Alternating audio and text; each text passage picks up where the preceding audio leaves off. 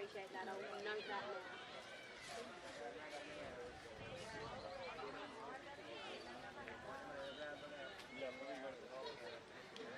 Oh, that's great.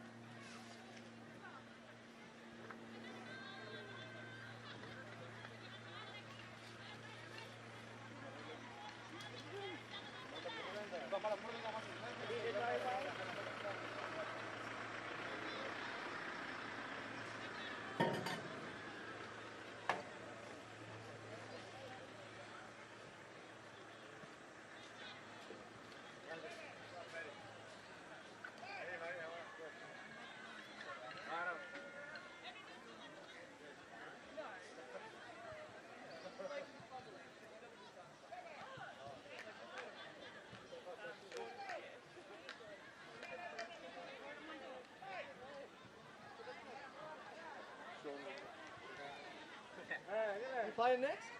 You flying next yet?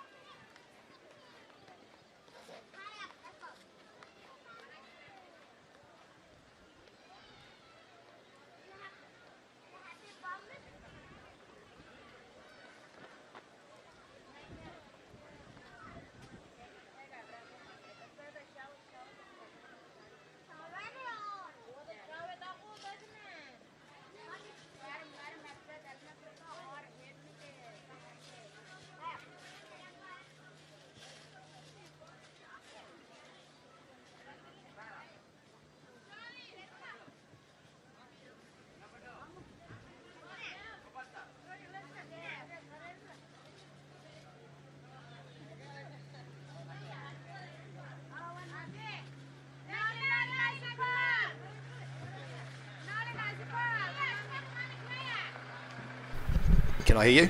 Yep. You hear me? How's that? Yep. I could, if you could shut up a little bit more, yeah?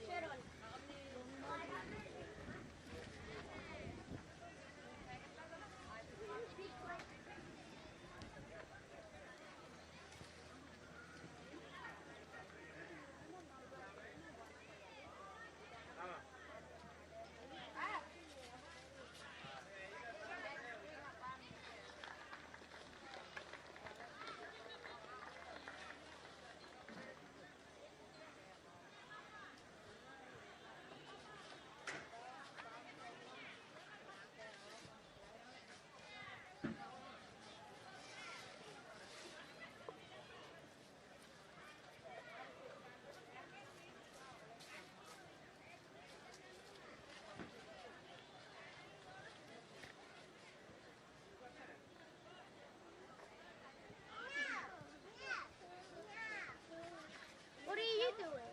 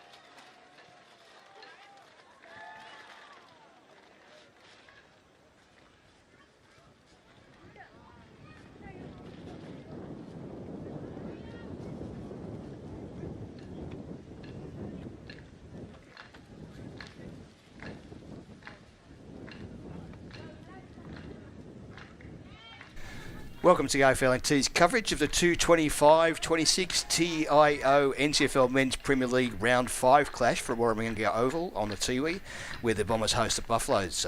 My name is Mark Dodge, and I'm joined in the commentary part today with Will. G'day, Will. G'day, Dodgy. Great to be here.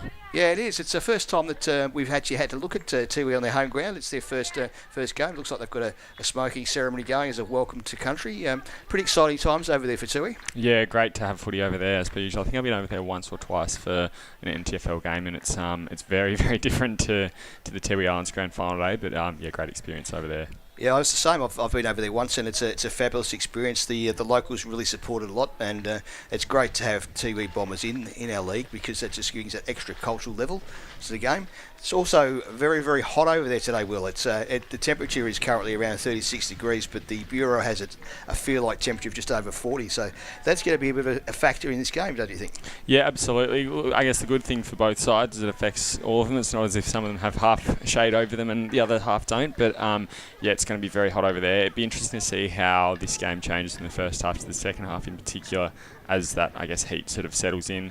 And, I mean, we know sort of as per usual, some of the Tiwi boys will be out there, but a large portion of their side would have travelled over from Darwin for the day, and almost all the Buffaloes would have travelled over today as well. So interesting to see how that travel time, effect, whatever you want to call it, is going to play a role in this game too. Yeah, look, it's different now that it was previously. We used to all fly over there, or pretty much the players and the officials did. We now take the ferry for a whole lot of reasons, but I think that's a challenge that coaches have to manage. You have to keep the hydration up for your players and make sure that they're looking after themselves as they go through, as we can see on the screen, the smoking ceremony continuing and the welcome to country, which is very, very important to the people on Tiwi Island.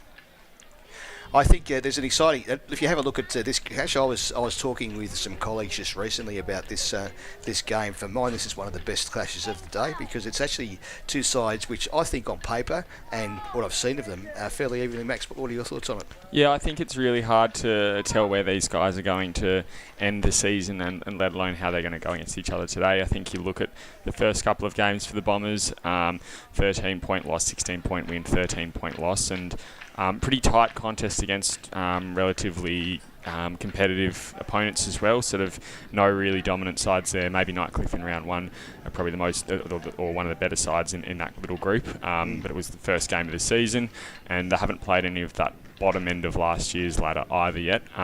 Last week against St Mary's, the margin did sort of blow out a fair bit more than it probably deserved to. Meanwhile, for the Buffs, they started really well. Obviously, they played against Palmerston and the Wanderers first up, who were 9th and 7th on last year's ladder, and they came away with some pretty convincing wins. We knew there was going to be some improvement on them this year from last year, but then a pretty disappointing loss last week to Southern Districts maybe shows, the week before, shows they're a little bit off the pace, and again last week against Nightcliff.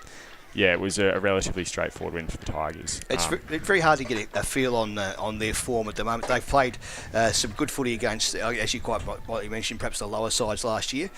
Played against the two top sides that, well, for mine, I think they're the two top sides going into this season. That's Nightcliff and Districts, and have been beaten. But no shame there. Both those sides are fairly heavy, star-studded, if you like, with some quality players from down south as well as local.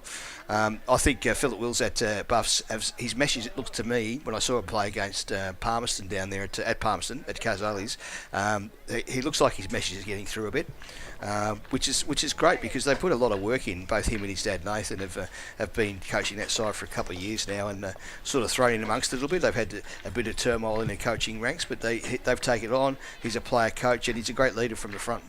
Yeah, absolutely. I think last year, as we said, it was a tough year for them. They kind of got a bit marred in terms of how many players they were not allowed to recruit, but I guess capable of recruiting, which probably ended up with them as low as they were on the ladder. As we know, they finished second last, and they didn't get their first win until about round 14 or something against the Wanderers there. So, I think that they're definitely, you can see, similar to Palmerston last night, I guess, the way that they are coming together and gelling. It is happening. It is going to take a little bit more time probably for Palmerston.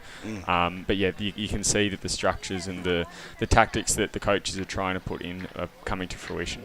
Absolutely, and it is a couple of big outs for both sides, but I think one of them, Jared Stokes, is going to be a big factor in this game. How do you feel about that? Not good for the Buffaloes. I think if he's there, you think maybe they're a chance to spoil the party. Tiwi are always a little bit different back home. I think it's a bit more, not just a home ground advantage, but there's a spiritual and an emotive push that helps get them through the games over there. So they do tend to have that on their side. But with Jared Stokes, maybe thought that was going to spoil the party. But if he's not there, it probably puts Tiwi favourites in my eyes. Yeah, I'd agree with that. The thing about Tiwi, of course, being at home is they've got a lot of their the local boys. They've got a lot of their relatives that live there, and they want to do well amongst in front of their relatives too, relatives and friends and kin. It's important to them. It's important to every player, but particularly in the Indigenous culture, it's particularly important to make a stand, I guess, and show something down there. Over there, I should say, it's up north to us, which is unusual. Northeast, yeah. So that's why it's pretty warm up there. Humidity is a big factor at the moment. It's for those interstate. This is right at the start of our build-up season. We're just going into our wet season. We usually don't get rain until about the middle of December. So this is the time where it gets hotter and hotter and hotter. It's almost like an oven when you go outside at the moment. Yeah, it's you don't really know what you're going to get, and if you look at the screen now, it looks like the sun's beating down. There's only a small sort of cluster of clouds over the trees in the horizon, but doesn't look like there'll be anything up in the sky. But doesn't mean that Hector the Convector's not going to cover the ground and open the heavens and we'll see some rain today. That's every chance of happening. And that's why we play most of our game, in fact all of our games on Tiwi Island in the first part of the season, because from about December onwards it's almost impossible to play a game there. There are heavy storms and it's very difficult to get across those big seas too. It's about a 2.5 hour ferry journey. which is challenging. But if it's storming, obviously in the cyclone watches, you can't do that sort of thing too. So it looks like the players are breaking finally and going into their groups now. It's going to be a slightly late start to this game, but it is an exciting venture. And one of the great things about going over there too is you do get that cultural input. And I know, being involved with Nightcliff for many years, we took a side over there which was a lot of interstate players, and they absolutely loved it. I can't tell you how many of them said to me how great it was to go across there, get that feeling of the culture, get the feeling of the island, and all the locals come along. In fact, the kids followed us from where we were staying at the time to get ready to walk to the ground. It was a bit like the Michael Great Long Walk on a smaller scale, but they followed us in a big group, and little kids with the big smiles coming up and saying, "Can I get inside the club?" And going, "Who's your captain?" And they just love fitting in the island. Yeah, absolutely. It's definitely worth a trek over there at some point if you can, not just for the Tiwi Islands Grand Final, but for an NTFL Grand Final. Very different experience over there. One other player I do want to mention, Mark Dodge, is a guy called Nathaniel Cooper, number 34 today for the Darwin Buffaloes. Now, he's played 3 games in the Premier League this year. 2 of those have been against Nightcliff, and the reason for that is he started in round 1 playing for the Tiwi Bombers. He transferred across the Buffaloes. He's played 2 games for the Buffaloes, Southern Districts and Nightcliff in rounds 3 and 4. So he'll be playing against the club he was wearing the colours of just a month ago. So it'll be interesting to see if there's a little bit of love there, a little bit of, well, maybe not so much love there, but a little bit of fire in the belly from some of his former teammates. Obviously, he's played, I think, for the Buffaloes before as well. So maybe he was just testing the waters over with the Bombers. But keep an eye on him, number 34. He's just on the end of that line there on your screen now. He's an excitement machine. I did see him play against Palmerston, and he's the sort of fellow that can turn a game. He's not like you wouldn't go to him as your match winner, but he's a guy that's got the X factor around. As a lot of those young Indigenous players certainly are. They've got the X factor. They've got that running ability. And they, like, if you watch these kids play, like even these little kids that are around the ground now, they play the same way that the Tiwi Bombers actually play. They play that chip and run game. It's just part of Indigenous footy. That's what they do. And that's what makes our game so great up here. It's that sort of not close checking that you get down south. It's all about running in packs and chipping that ball around. Yeah, much more open. You need to be much more, aware of the movement of the ball and the fact it's not just going to stop at a mark and halt. It's always going to be going. I think it was 2 weeks ago, Buffaloes versus Southern Districts. It was almost just going around the world because Buffaloes were going down their right-hand wing and Southern Districts were going down their right-hand wing. So the ball was just going in circles and circles around, and everyone was sort of running, ring rosy the whole day. And it's, as you say, it's just one of the different elements of Australian rules football up here in the tropics. Yeah, definitely. And when we talk to our southern players that come in from down south to play, particularly midfielders, we talk about how easy it is to get to court, because if you're used to running in straight lines, then all of a sudden players cut in behind you and get the ball from behind you. And that's a Tiwi style of play. They actually do that game where they're able to get over the back and run pretty quick. Buffaloes have had an interesting ride over the last few years. As you said, they've had some issues with recruitment, but it looks like they've recruited pretty well this year. And as I said, they've got some quality people in their coaching group, which is where you build a club from.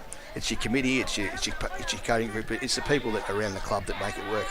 Yeah, absolutely. I think it's all well and good to have good footballers on the field, but you need to, have those processes off field as well that encourages the players to also be a part of the club off the field and around the social element of it as well, not just doing what they can on the footy field.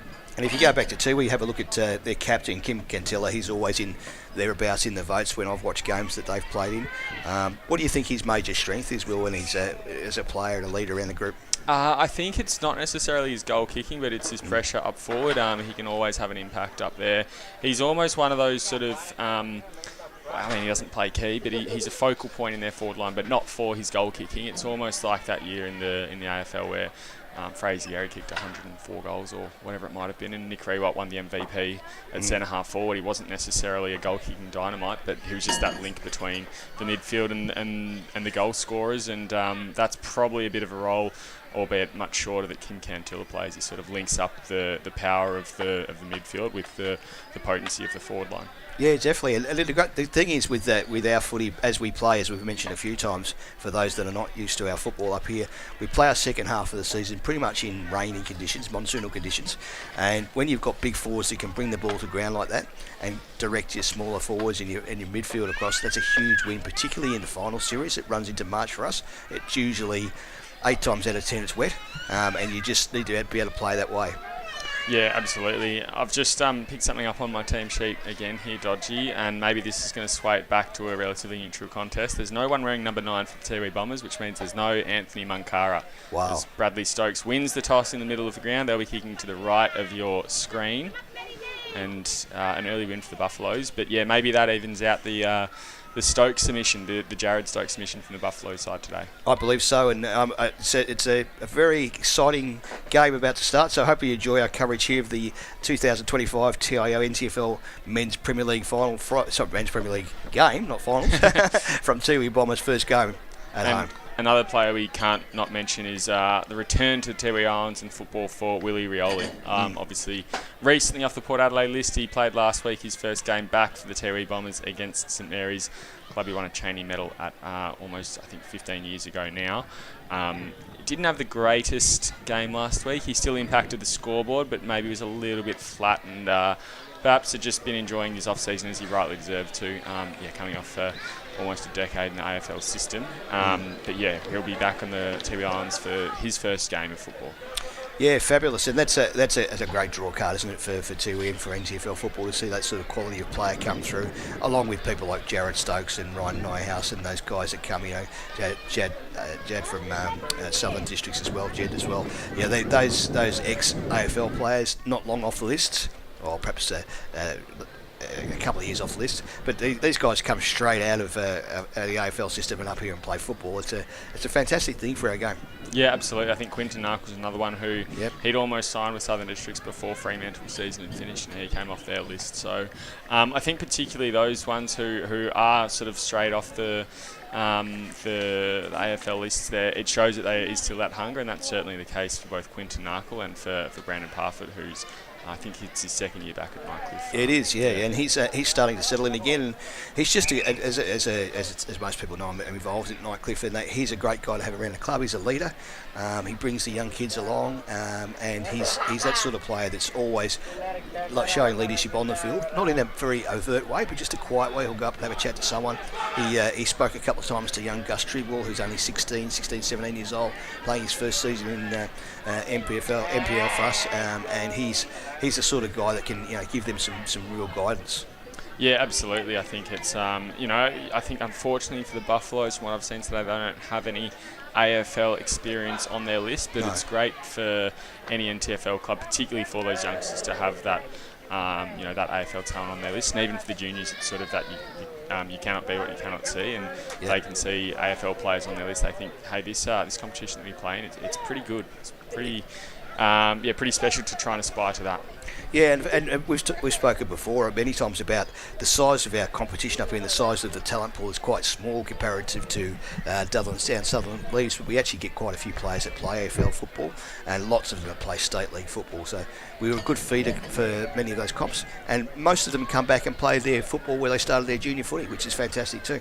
Yeah, absolutely. Of course, I think there's a few out at Southern Districts who have followed whatever they see out there as opposed to their junior clubs. But yeah, you're right, it is good to have those players go and play far and wide and up in the AFL and those state league competitions, and then come back to where it all began. I won't ask you what you mean by whatever they see out there. We'll move on from that one.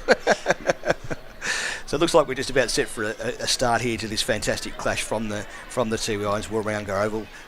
Almost perfect conditions, no wind, little hot, but let's see how we go from here. Looks like it's going to be Atkinson on Tanner Blackney-Noda in the ruck. Again, two of the smaller ruckmen. There's a few of those around this year. It'll be an interesting battle to watch all day. Blackney-Noda and Atkinson both trying to get involved around the ball, but the ball pops forward for the Buffaloes early. They rush it forward. They've got runners at ground level. Ball bounces out over the top. Now getting onto it is Tristan Lippo in the goal square. Or has he gotten it through? I think it might be touched. And the first score comes within the first 30 seconds of this game. A point to the Darwin Buffaloes. Yeah, Tristan Lippo, one of the ex-Tigers as well, and he's a fast player, good to watch around the ground. Nigel Lockyer on the half-back flank. He's played sort of centre-half forward previously. There on the half-back flank, not a good kick. Maybe he's trying to find his way back into the forward line. He'll come and try and impact the contest there. Almost thrown up there. I think the umpire might have seen it that way too. Just a bit of a scoop. You can't put your hand under the ball and scoop it up, especially when the umpire's standing next to you. So McLean will have a kick in that back pocket. I think this might be the first, maybe the second time that he and Ashton Hams have lined up in the same Tiwi Bombers outfit this year. Hams missed last week, and I think McLean had a few weeks off at the start of the season. Now to Atkinson, he goes out wide. Bradley Stokes kick smothered. Oh, handballing it to himself there was McNeely, but the ball goes inside 50 again and through for another point. No, it's marked by Hams. Out to his partner in crime, McLean. Buffalo's full of running at the moment and have got the ball in there. It pretty much locked in there, forward line early stages. Now to Francis Tippenwoody. And I think this is somewhere where the Buffaloes, it shows their improvement, is that, I guess that structure and that press and that discipline to complete the press as well. Last year, maybe it was almost, from early on in the season, it was just trying to get through the games. But here they're really trying to apply those structures. Absolutely. And Philip Wills played that game, that style of game himself, so he's put that across in his coaching. Hams caught in a tight spot there and turned it over, but he'll get it back, get another opportunity. Squeezes through the tackle, had to get a handball out wide, absorbed a few players. Handball comes over the top, advantage, and the first goal of the day comes to Blake Mealy. Buffalo's on the board early. Yeah, Nearly did really well there. He was just at the fall of the footy and ready to take the handball. And that's reward for all. They've had that ball down there for the first two and a half minutes of the game, and there's a reward for that. That is the goal on the board, and that's really important early when you're on Tiwi to get a couple of goals up early, just to sort of give you a chance to sort of breathe that you can actually do it, and it's just a confidence builder. Yeah, that Tiwi backline, it's got a bit of AFL experience there as well. As you can see, Ashton Hams on the screen, and we know Willie Rioli's down the other end, so great to have that there. I think Patrick Bowden being the coach helps with his connections to AFL, that famous name of Bowden, played footy down south as well, of course. Absolutely. Brennan Cantilla, I think that was deemed a throw as well. So it'll be a free kick going to the Buffaloes in the hands here of Tanner Coulthard. Let's see how they can defend here too, because they're under attack pretty much relentlessly at the moment. Straight into that forward 50 he goes. Pack flies, but there's a mark at the back there. Dunn, he'll push it to McLean. In fact, it's going to come back to him. And a 50-metre penalty. It must have been desertion or something from the player. I'm not sure. I didn't see anybody go across the protected area. We're pretty keen to move it quickly. Handball will come over the top to the runner.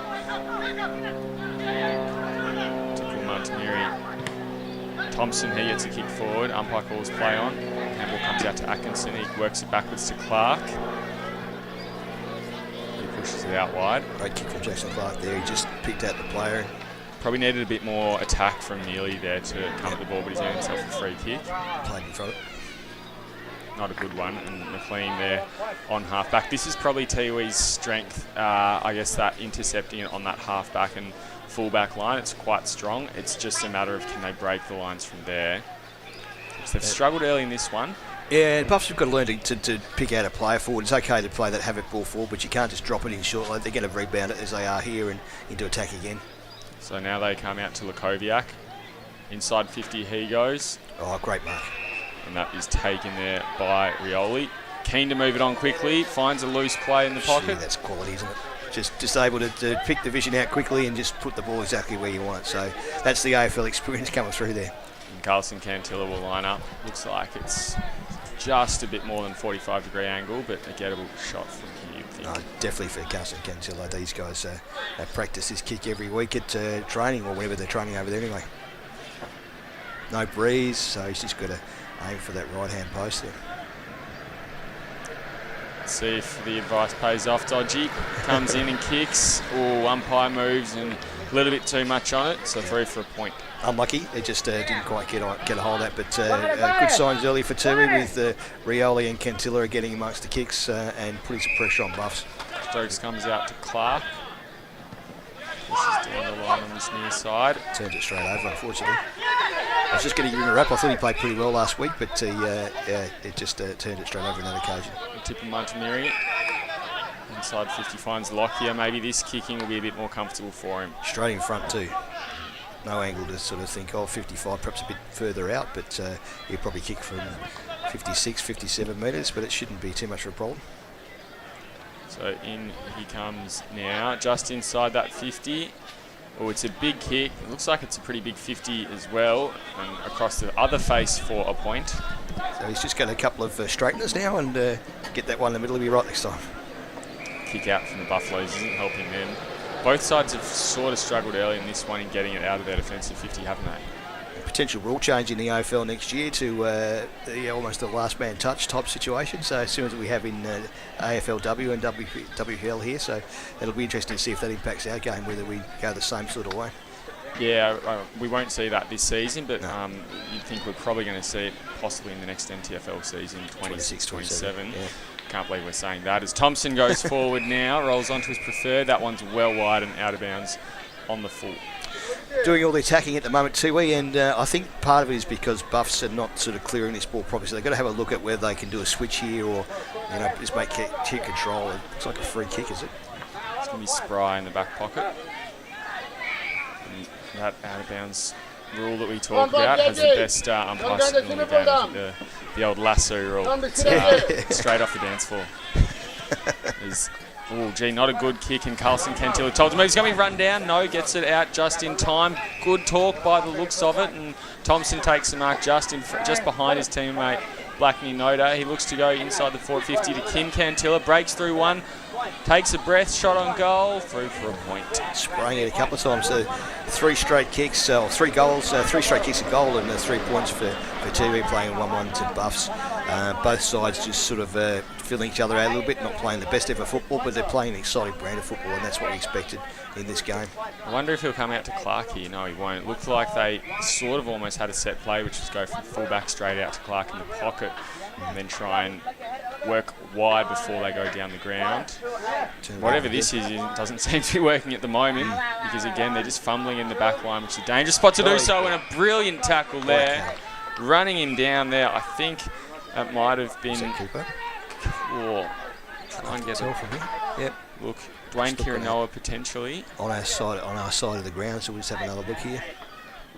But it was a great tackle, and he just dropped the knees and brought him to the ground, and that was fantastic. Dwayne Kirinoa will be lining up from just inside the forward 50. In fact, he's starting his run up from that centre box. Plays on, tries to get a little bit of run in his step. Oh, that one will fall short. As it bounced through, it doesn't matter, it's hit the post, and they're peppering the goals now. Again, out into that pocket to Cooper. He looked to move his first touch against his old side. The handball wasn't good. Lockyer breaks through. Check side on his left. Has a little bit too much on it, and another behind. They closed within 2. It's exciting, isn't it? It's you don't know what's going to happen when the ball goes forward, and that's the sort of game that we love to watch here. Is that fast running footy? They just straighten up a little bit. It's going to be a beautiful beauty game to watch all the way through. 5 behinds in a row. That first 1 goal and 1 point went to the Buffaloes, and it's been all Tiwi since then in the last 7 minutes. It's hard to pick out a best player because they're all kicking well, but then sort of turning it over, so it's a bit of a mixed bag. But let's see what Buffs can do here. They haven't been able to break this half back line since probably 2 or 3 minutes at least. Marty Parsons will move it on. He kicks Great it down kick. onto that far wing. Cooper flies. Just knock it over some. That's it. A little bit of a dispute on that far wing. Umpire will... No, yes, he'll call for a ball up. I just think they need to talk a bit. Buffs, he could have just tapped that forward. He had a couple of players running past, but he wouldn't have known that going up in the air like that. Comes down now, looking for McGregor. He's wrapped up by Purun Tatameri. We'll have a ball up. Your umpires today, Justin Lilcrap, Harry Heller and Sam Cunningham. And it's a thank you round for umpires. We couldn't have a competition without umpires, so we'd like to thank them and recognise all the hard work they do, training and running around the grounds and doing the sort of things they do each week, which is a bit of an unsung heroes, really. Absolutely. As Buffaloes finally get it back into their forward line, but it gets out pretty quickly again. And now in the hands of Brendan Cantilla. Eyes were darting everywhere. He's looking for someone forward. He's had to go back and had a bit of a reset. Now they can't switch here because Buffs have got a couple of players behind the ball here. It does sort of seem like both sides haven't started this game with too much, I don't say aggression, but I guess pizzazz and momentum. Perhaps that is a sign of things to come and trying to endure the contest as a good kick comes inside 50, marked by Xavier Hampton, and he could line up for the Darwin Buffaloes second. And I think that's his second mark in a couple of minutes, Hanson, and he's just a focal point for them. So he'll be the go-to man. If they can just straighten up a little bit and get him in front of goals, it's going to make a difference to the way they play the game.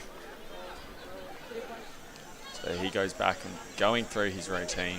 This for the first goal in about 9 minutes. Tiwi Bombers have peppered. Umpire just pushes him back on his line. Slight halt in play. Crowd somewhat building over there. You can see the two I guess, seating. Yeah, and trying to get out of the sun. There is no shade there at the Oval, Wurrumiyanga over, so you need to bring your own shade when you come out there. A few umbrellas there. Yep. Helping the cause. The kick comes in. Umpire moves pretty quickly and through for a point. It's not just the field umpires, of course. We've also got the boundary umpires and goal umpires. Behind goal, Shannon Ponto and Kyriakos Lambrinidis. As the ball comes back in now, Lukoviak out in that back line. Not a good kick. Marked in the end by by Brenton Watts. Brilliant rundown tackle a few weeks ago out at Palmerston against Southern Districts. They go inside 50 now. A shot on goal. That one's still offline again.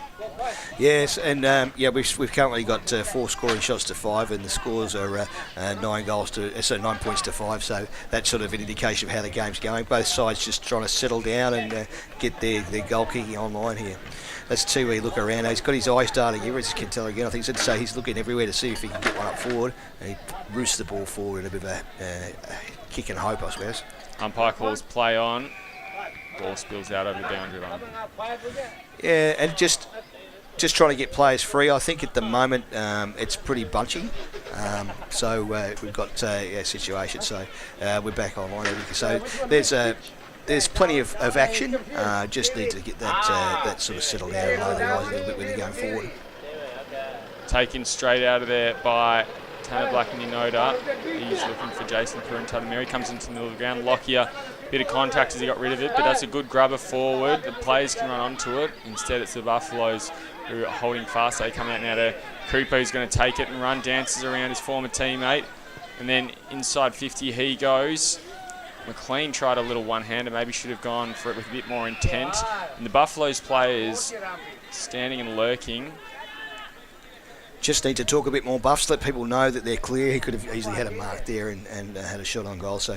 The Tiwi play. So they just need to make their voices heard when they're running forward. Lukoviak's been pretty good down there as well, so he gets it out of there. I think there's the 2 out there today and the 3 on their list. Anzac missing today. Ball goes inside 50 and it's marked by Coulthard. And Coulthard, once again, a goal scorer, wearing the green armband. I think that's a green armband for the umpire appreciation round. And he's going to have a shot. He's probably 40 out, almost directly in front. Just throws the piece of grass in here to check the wind, but there is no wind. But I think that's just a habit, muscle memory. All part of the routine, Dodgy. Yeah. In he comes. Your camera angle in a pretty good position. It's a pretty good kick. Great rolling home. Umpire doesn't move, and they get their second on the board. 2-3-15 leading the Tiwi Bombers, 5 behinds. Great kick and great goal from Coulthard, and that's a settler, and that's the one they needed. Give them a 10-point break. Tiwi are doing everything right except getting the score on the board. They've had 5 scoring shots plus probably a couple they sprayed, so they've got to put the ball in their forward line plenty of times. They just need to work out what they're going to be doing with their forwards. Yeah, and they probably their forwards sort of owe it to the rest of the team. I think their team's done really well on that sort of that second minute mark to the 11-minute mark of this quarter, just getting the ball in there and locking it in there, and the forwards just couldn't convert the opportunity. I wonder whether they should play Willie Rowley a bit deeper. It's probably early days, but there he is there. He's on screen, so he's nowhere near. Atkinson takes it out. He kicks it forward. McLean's kick is smothered. He'll have another go at it. On the ground, gets a handball out wide, looking for Munkara. Now he comes out wide onto the wing. Lockyer will take it, turn and go on his left. That's good a better kick to half forward. Spoiled, and the Buffs turn over, but it's not a good kick, and Blackney-Noda marks almost in the middle of the ground. He turns to go pretty quickly himself now, inside 50. Mark from Steele. 1.5 bites of the cherry there, and he will line up. This is probably going to be one of their better opportunities so far today. I think this is relatively straightforward in terms of the angle, and it's well within that forward 50. Almost a carbon copy of what happened down the bus forward line. They've got the big mark there and right in front of goals, and that's what you need your big fellas to be straightening up and being in front of goals as much as possible. Jack Steele coming in now. Can he convert the Tiwi Bombers' first goal of the afternoon? It's a good kick. Umpire moves a little bit, but not much, and that is their first. So Jack Steele with goal number 1, and that margin back to within 4 points. And Jack Steele's one of that cohort of goal-kicking ruckmen that we have in our league. We were pretty keen to get him a few years ago to come over to Tigerland, but he chose to go to Tiwi, and I think he went down south again and came back. But he's a great player, and he's got plenty of ability, plenty of height, and that was a perfect kick. He was right over the top of the ball and nice and strong. His 8th goal of the season, a bag of 3 against Pint, 2 against St Mary's, and singles against Waratah and Nightcliff. It's really handy if your ruckman can kick a couple of goals, 2 or 3 goals in a game. That makes a huge difference. It's like having an extra forward, and those days of the ruckman just resting on the back line are sort of gone now. We needed to be doing more than just hit the ball around. That ball goes up in the middle of the ground again. Taken by the sweeper there, running off half back. Bombers get it. Jason Puruntatameri fumbles. Turnover by Buffs at half forward. Shot on goal. Touched and hits the post as well. Almost deserved a goal. That was great football and great attacking. Didn't give up the chase and just kept at it. It could be a game of whoever takes those opportunities as well, Dodgy. It feels like there's going to be a few mistakes riddled here and there, and it's just a matter of making sure that you take them rather than make them. Oh, 100%, and that's going to be the key. And there's a great mark there on the wing to set the ball up again for Tiwi. Koviak, probably been one of the better players. Mentioned it's hard to pick the names and numbers at the moment, but I think he's been pretty solid in that back line, and just as you give a man a rap, he lets you down. That kick not good, but as I say, mistakes galore here. And there might be a 50-metre penalty, in fact, which it looks like that's what there is going to be, judging by the reactions. I thought the Buffs play kicked it away, but well, I think the player who had the ball and kicked it inboard, umpire hadn't let him go yet, so the fact it was then kicked away again, it should have been brought back straight to the player. Not sure if it's necessarily worth a 50. Just a little note on that, Dodge. I'd love to see the 15-metre penalty come back in. A little something, but nothing that's going to be too dramatic or potentially change. It's almost a guaranteed goal when you on these grounds if you get 50-metre penalty, as it is there. So Blake Morrison gets his side's 3rd goal, and they lead by 11 points, double their score. Yeah, 3-4-22 to 1-5-11, and that's blatant mistake, obviously, and those sort of things can they're what they call coach killers. Coaches pull their hair out. You've coached at different levels, I know, Will, and it's one of those things where you just go, oh no, please don't do that. Kicking across goal and 50-metre penalties when it's not quite within goal range and it takes them to within goal range, absolutely. And he was almost 5-10 metres out in front of goal. He wasn't going to miss that one. So we go back into centre again.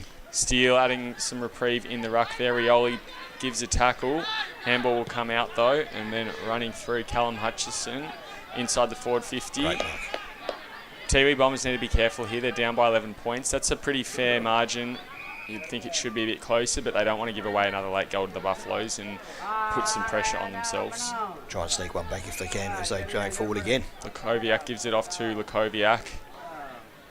Mahale to Jacob, and the kick down the line finds Rioli now. He goes inside 50. That's a beautiful kick again. Carlson Cantilla maybe didn't attack the ball. Won't matter too much. Kick just pops forward. They've got runners here, and getting through their second. Carlson Cantilla, very, very easy for them there. Just dribbles it home.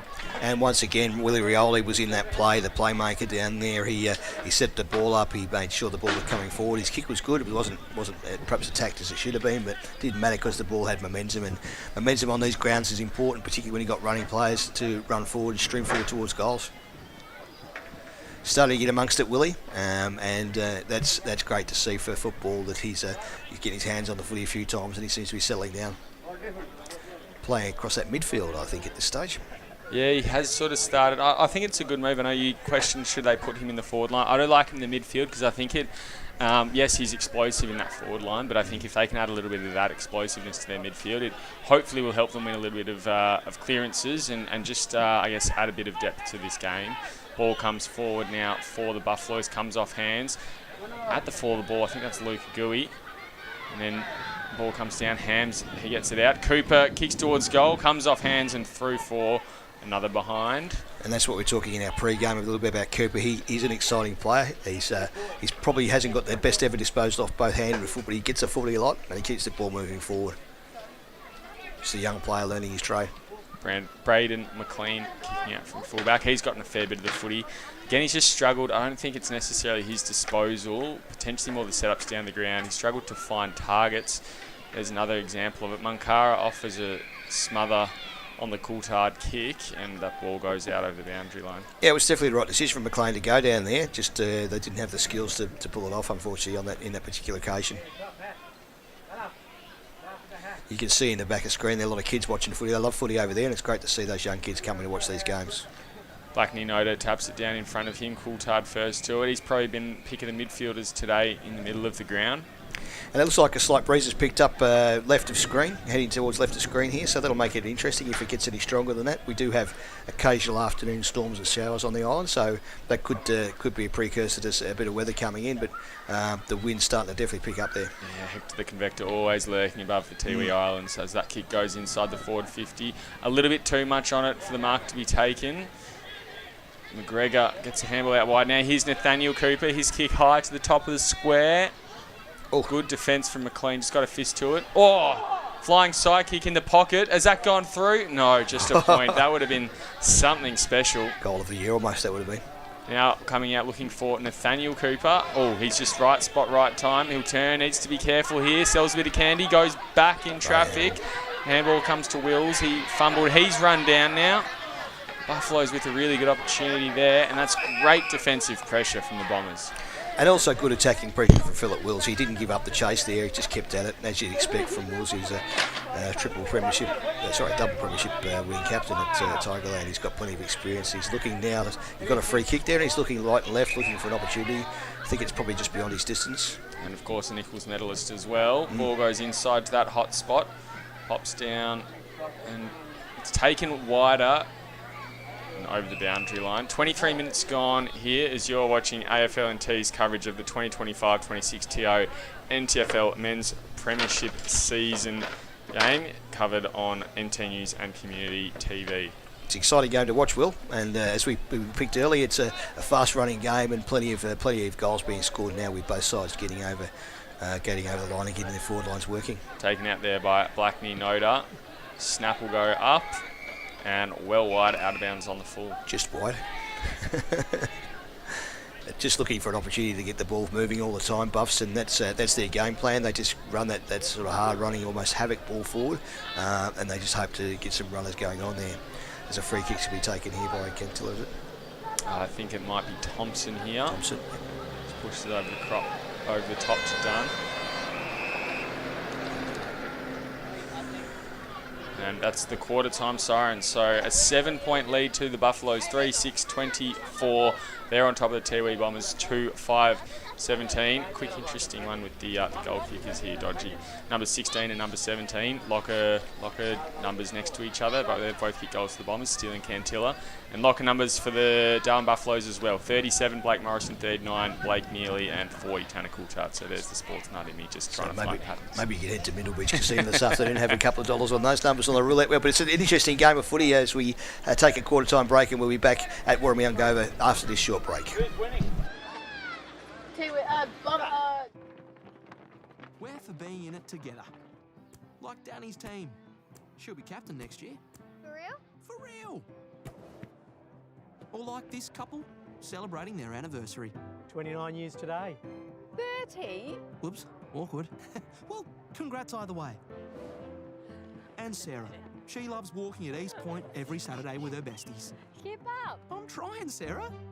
TIO, we're for Territorians. Kazali's Palmerston, where you're always welcome. Our cafe is the perfect place to unwind while the kids let loose in our fully supervised kids club. From our weekly lunch deals to nightly dinner specials, great steak, schnitzels, all your favourite pub classics and modern Asian cuisine. A great selection of drinks, tasty meals, a bit of friendly competition and the best sport. Kazali's has got you sorted. Check out what's happening at kazalisnt.com.au. Are you ready to beat the coach? This ain't no regular thing. Came for the ring, you know what I mean. I shoot my shot and it's clean. This is my city, yeah, this is my team. Play now at supercoach.com.au. You know Territorians are a hardy bunch. Hats off to you. Whether you're new or you've been here forever, we know what the weather can throw at us. That's why TIO Home Insurance covers your home for cyclone, storm surge and flood. It's good to know. And with the only contact centre, claims team and assessors based in the Territory, We're here when you need us most. TIO, we're for Territorians.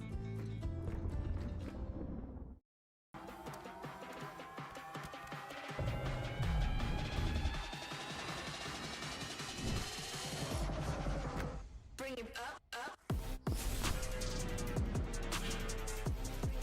Bring it back, bring it back, bring it back. Bring it back, up, up. Bring it back, bring it back, bring it back. Top End Footy is back. It's fast, tough and a pure display of Territory passion. From the heat of the day to the electricity of the night games, every clash is fierce. Each moment better than the last. Goal! They're into front! This is our game, our way. Top End Footy. Nothing comes close.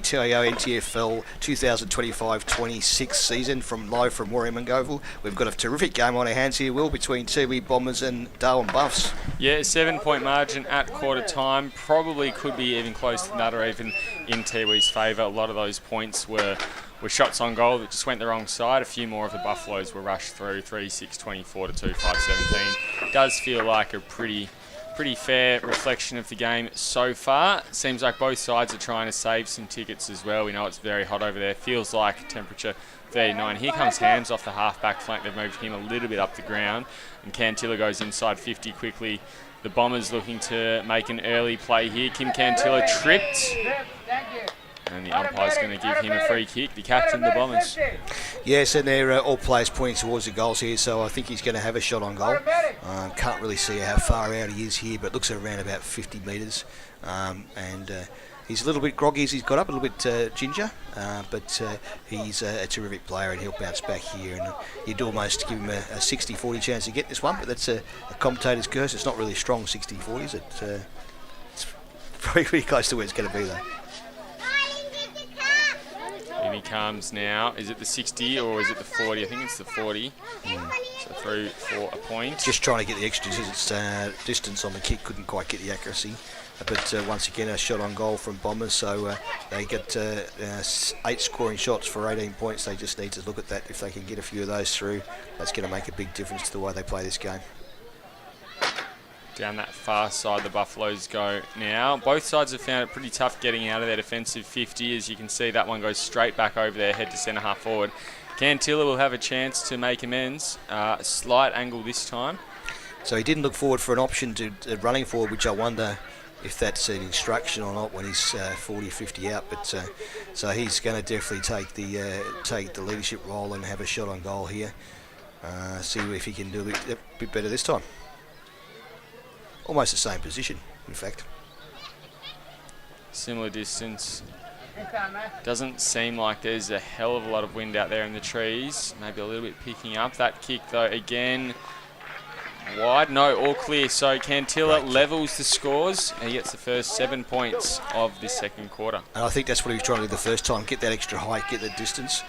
Was able to do it in this occasion, which is a real leader's goal there, and that's great because that puts the game at a level 3-6 apiece. So level the scores up, and this is when the game sort of gets interesting because hydration is a big issue here in the territory, particularly on Tiwi Island.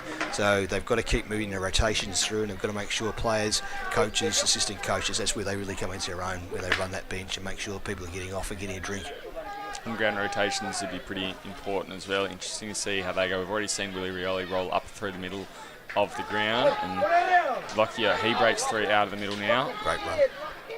Just pops it up in front of Steele. 3 bites the cherry. I think he's going to get a free kick. Advantage not paid. Yes, it is. Thaddeus Poor Jimmy takes it, kicks it into the pocket. Maybe he should have given it back. He owes his teammate one there, you'd think. Yeah, poor Jimmy, I don't think he heard the call. I think he was just running at the ball and didn't hear the call, so it should have gone back for a kick on goal. But you know, you don't hang a player for trying to do that. He's always trying to get the ball moving forward. Steele takes it out of the ruck, run down, pops out of his arms. Umpire calls play on. Bombers on the line. Oh, trying to get it through. And another point there in front. Justin Purun-Tadameri, he took it over the line there, and for the first time they take the lead today. Yeah, and Steele once again instrumental in that. He's a great player today. He's done everything right. Lockyer intercepts that one, takes it out over the boundary line. So this is the time where the Buffs need to sort of stand up again, make sure that they don't allow a run on from Tiwi, because if they get their noses in front, they're very hard to catch. They are a confidence team, like most teams are, particularly on their island. Talking about hydration, we have full-time people looking purely at that at our club, keeping an eye on, make sure people are hydrating in your proper list. You have to in these conditions. Ball goes back in. Spry, he keeps it alive. Blackney Nota's done very well there to neutralise that contest. Just that's so important, and it's important because at the end of the game you can't hydrate enough, so you need to keep the hydration up early. You can't get enough fluids in your system if you just wait to the end. McBean, he works it forward, but the Bombers cut it off at half-back for the Lukoviaks. Now comes through. Here, there is Jacob Lukoviak inside the forward 50. Here he goes. Steele, he's looking prominent today if he can land a couple.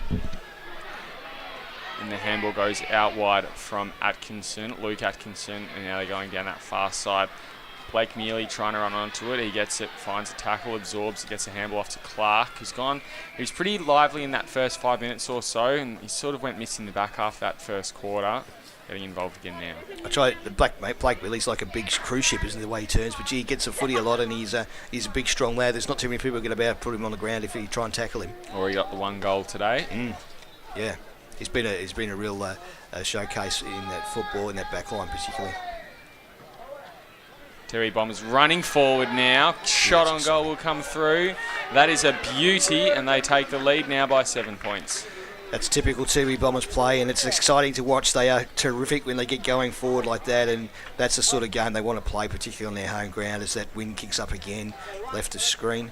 And I'm thinking that you probably want to be 3 goals up at half time to be reasonably comfortable. If it's close, it's going to be even better for us as a spectacle, but that's what Bombers will be looking to do. Paddy Bowden knows that ground and how it works so well. He knows how important it is to get up early. Just trying to get confirmation on who that goal scorer was. It was Brendan Cantilla with his first of the afternoon. Interesting, it's his first goal because he's usually a prolific goal kicker, but it is only halfway through, not even halfway through the second quarter, so back in the game and adding some bite around the ground. Rioli's moved back into the middle of the ground now. Nigel Lockyer doing the work though. Rioli almost still standing where he started. I don't think he moved his feet at all. Cantilla, he lays a tackle. Michael Thompson, he's done very well there to gather it. Looks for a handball inside. He'll go check side over the top, and that one's through as well. Bombers are getting on a roll here. Now they're up by 13 points. And it's the set of clearances, isn't it? That's where they're winning it. And even though Rioli didn't do a lot in that, in fact he did nothing, but it actually draws the players away from the running forward, and that's exactly what happened. The midfielder was able to get clear, kick the ball forward, and Thompson was all over that one. I think he looked to give it off, but when you're in front like that, mate, just have a shot. And probably since the last 5 minutes of the first quarter, Dodgy, they've kicked 5 goals, 2. We know they kicked 5 behinds in a row early in that first quarter, and since then they've been very accurate. All the momentum with Tiwi, and the accuracy's there too now, so they're looking strong. Buffs need to hit back here with a goal pretty quickly. Tanner Blackney-Noda muscles his way forward, goes to Rioli, then paddled back to him. He goes inside 50 now. Over the top, is that going to be another goal? It is. Gee, they are really flying now. I don't know how many goals that is in 3 minutes, but it's plenty. And that's an exciting game of brand of footy, and they're currently sitting at 6 goals, 7:43, whereas they were very, very struggling early in the game, and Buffs haven't moved on to that 3-6-24. So Buffs, it's almost sirens are ringing. I can see Philip Wills in the middle there, who's their captain. He's their player coach. He's having a chat to his midfield and saying, "Look, guys, we've got to get this out of the centre. That's where the ball's coming out, and it's only a short run, probably 50-60 metres to get it towards that forward line." We've kicked 4 goals already in this quarter, and the Buffaloes haven't gotten past the halfway mark. Maybe once or twice. Here they go now. Wills, the man in question, he kicks it forward, trying to do some damage. Bombers just get it out of their out of that defensive corridor, and now they're looking out to the wing. That's very, very wide. Stays in. Got a few lucky bounces, but I'm not sure how the umpire's going to call that one. You'd almost say not enough intent, but it's probably gone a long way. It bounced a few times, so it's difficult to call that one. Ball's going to be throw-in again. Buffalo's looking to try and regroup here and get a goal on the board. They haven't been able to trouble the score in this quarter. Lockyer in the ruck. In fact, it was Blackney-Noda again. That's a dangerous kick. Just stays inside the field of play and then bounces out over the boundary line.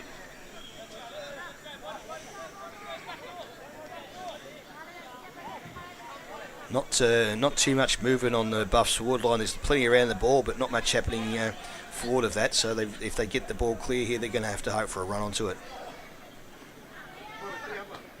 Tap down in front.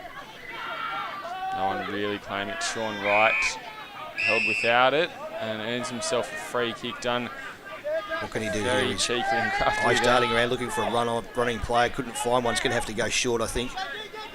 Just pokes it over the top. I'm not sure if that was the option. Spry had a few to beat in the contest. He overruns it. Makes contact. Needs to be very careful there, Spry. Clark will get a handball over the top into space. Bombers have done very well to hold it up. Known as the hospital hand pass. That one put him straight under pressure. Ball coming in high and 2 or 3 players around him. That's tough. But at least they've tried to do something a bit different here, Buff. So they've got it past the halfway mark. Let's see if they can make a move here. Paddled down. Lockyer picks it up. No, he doesn't. He just flicks it out. Thompson breaks the lines. He gets it inboard. Lockyer gets a handball. Impacted very well by Sean Wright. He can't pick it up though either. Tried to be dribbled forward by Wills and then just handballed over the top very well from Stokes over the top to Cooper. His kick inside 50 chopped off Umpire calls play on as Dunn comes out this near side now as well.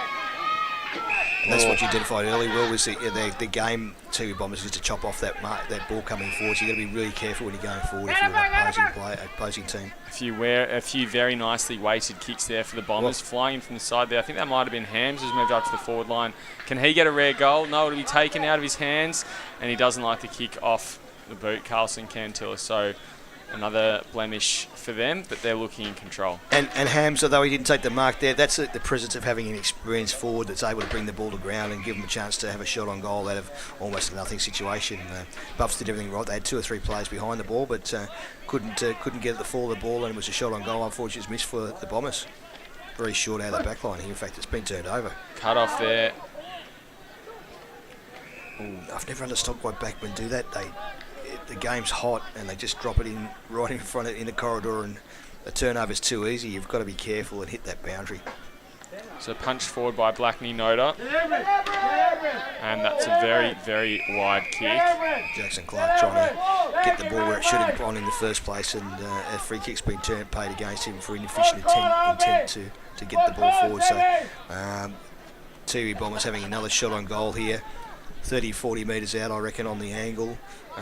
It's going to take a good kick, but it looks to me as if he's having it lining up. He looks fairly confident going forward. So in the forward pocket here, it's a very, very tight angle. Needs to judge it perfectly. Pretty good kick. Or just snuck through for a behind. Wasn't too far away, Will. No, much better than I thought it would do. Peppering the goals, aren't they, Tiwi? Let's just see what Buffs can do here. They just don't seem to have any system at the moment. Coulthard, I think that is there. Oh, good run down. And he's going to earn a free kick, I think, here. So this will be Francis Tipungwuti, who we haven't called much, but what he does do, he does very well. He's that sort of player. He does drift down to play a bit, but he's got some class and some skills. And I think he's one of this year's early nominees for the Rising Star Award, Tipungwuti. Pretty easy to pick out with the shock of blonde hair on the right of his head there, or on the right of our screen. Shock of blonde hair, great description for it, Dodgy. Cross over the 50-metre arc as he kicks it, you'd think. Has he got the legs in him? Not quite. Or he has the legs, but just the distance a little bit off. Those smaller players, they struggle with that the drop punt. So that's why they do that round kick, if you like, the side kick quite often, and try and get the extra distance. Stokes from full-back now, captain today, as Jared Stokes is not in board. I think he played game number 150 last week, so 151 today out on the islands. Gee, that's a good kick. He's kicked it 50 metres. It just didn't go to the right position, but gee, it was a great kick out of the back line. Well, here comes Kim Cantilla looking for options. Opens up the angle and a short one over the top. Goes through hands. Clark fumbles it in front of him, then gains possession, gets a handball out into space, turned over. Francis Tipungwuti, his kick smothered as well into the pocket. Tipungwuti again. As a shot to the top of the 50. Good mark there by Nathaniel Cooper in the last line of defence. Let's see what Cooper can do here. He's looking for an option forward. Goes to Stokes. Gone back. Oh. Needs to be careful there. It's in your mouth when you turn the ball over in the corridor. I think he's going to get a free kick.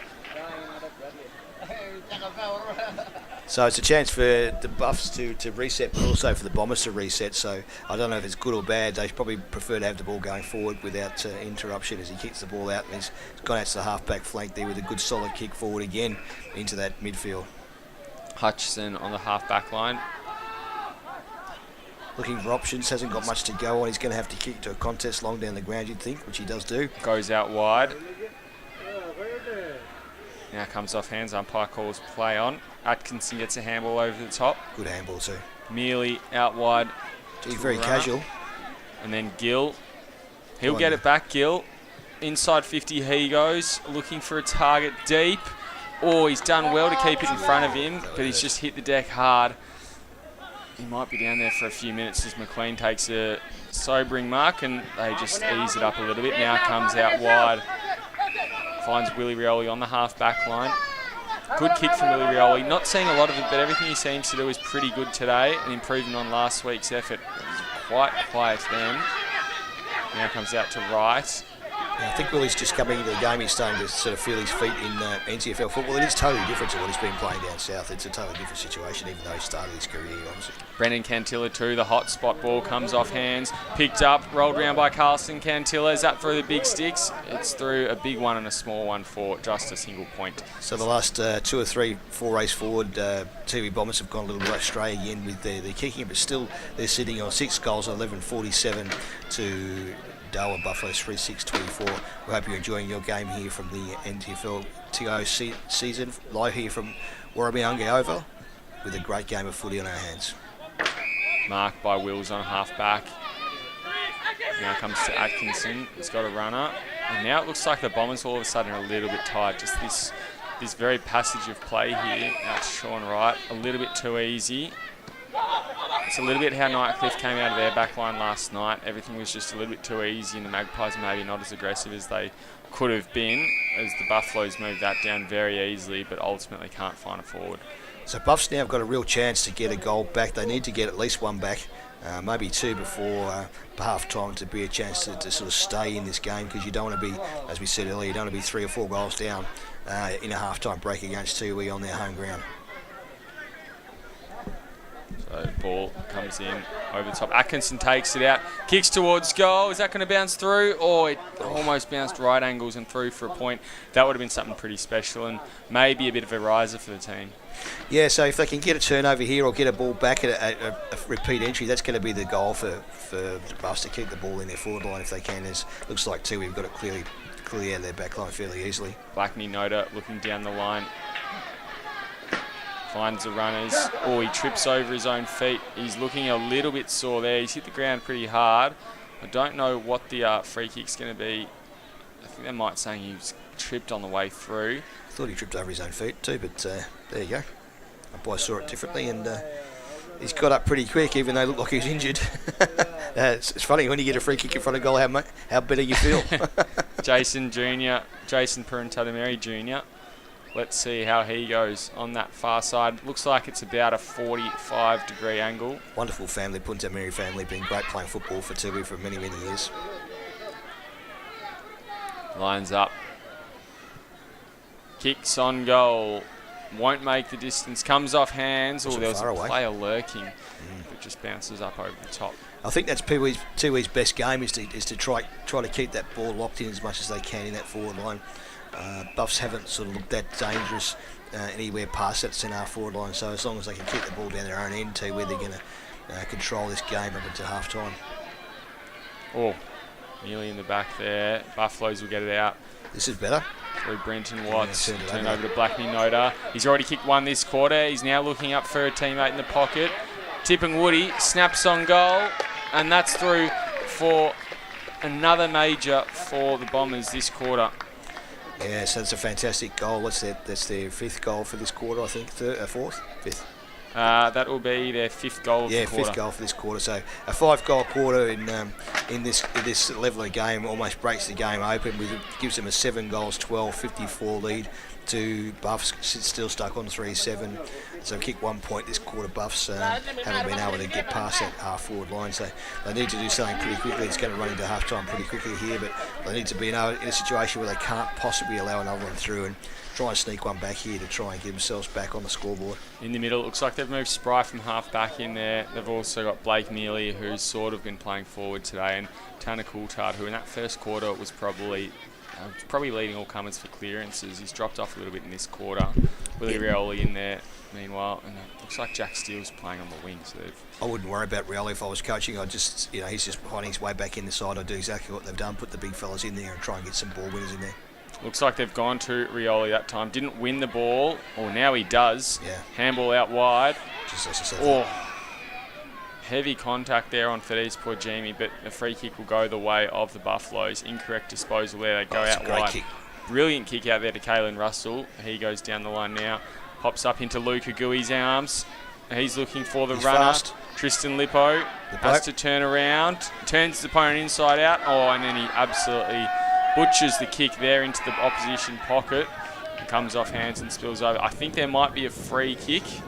almost wonder what Tristan Lippo was thinking there. He, I don't know. Was he looking? We'll be kind to say he was looking to try and pass it off, but he was 5 metres out in front of goal. I think it hit the wrong side of his boot, Yeah, and it's yeah. just it didn't look good as soon as he touched Free it. kick to Buffso here, so they're another chance to get themselves back on the scoreboard and probably 25 metres or less than that, 10 metres out on a pretty tight angle, but shouldn't be too much of a problem here. Gooey comes in, umpire doesn't move, and they get their second goal, their first goal of the quarter. First goal of the quarter, yeah. So very late, and Gooey's looks like he's got a bit of a sore knee. He hasn't been amazing for them, but he's shown flashes of brilliance. I think maybe he's someone who, if he gets a little bit of midfield time, potentially could start changing things up. But for now, he's got his first goal. I think he's carrying an injury, which would be why they won't put him down there. They'll try and leave him around that forward line, lurking and getting a goal or two. But I agree that he's the sort of player that can turn a game for him, and those quality players. But well done to Buffs. They didn't give up the chase here.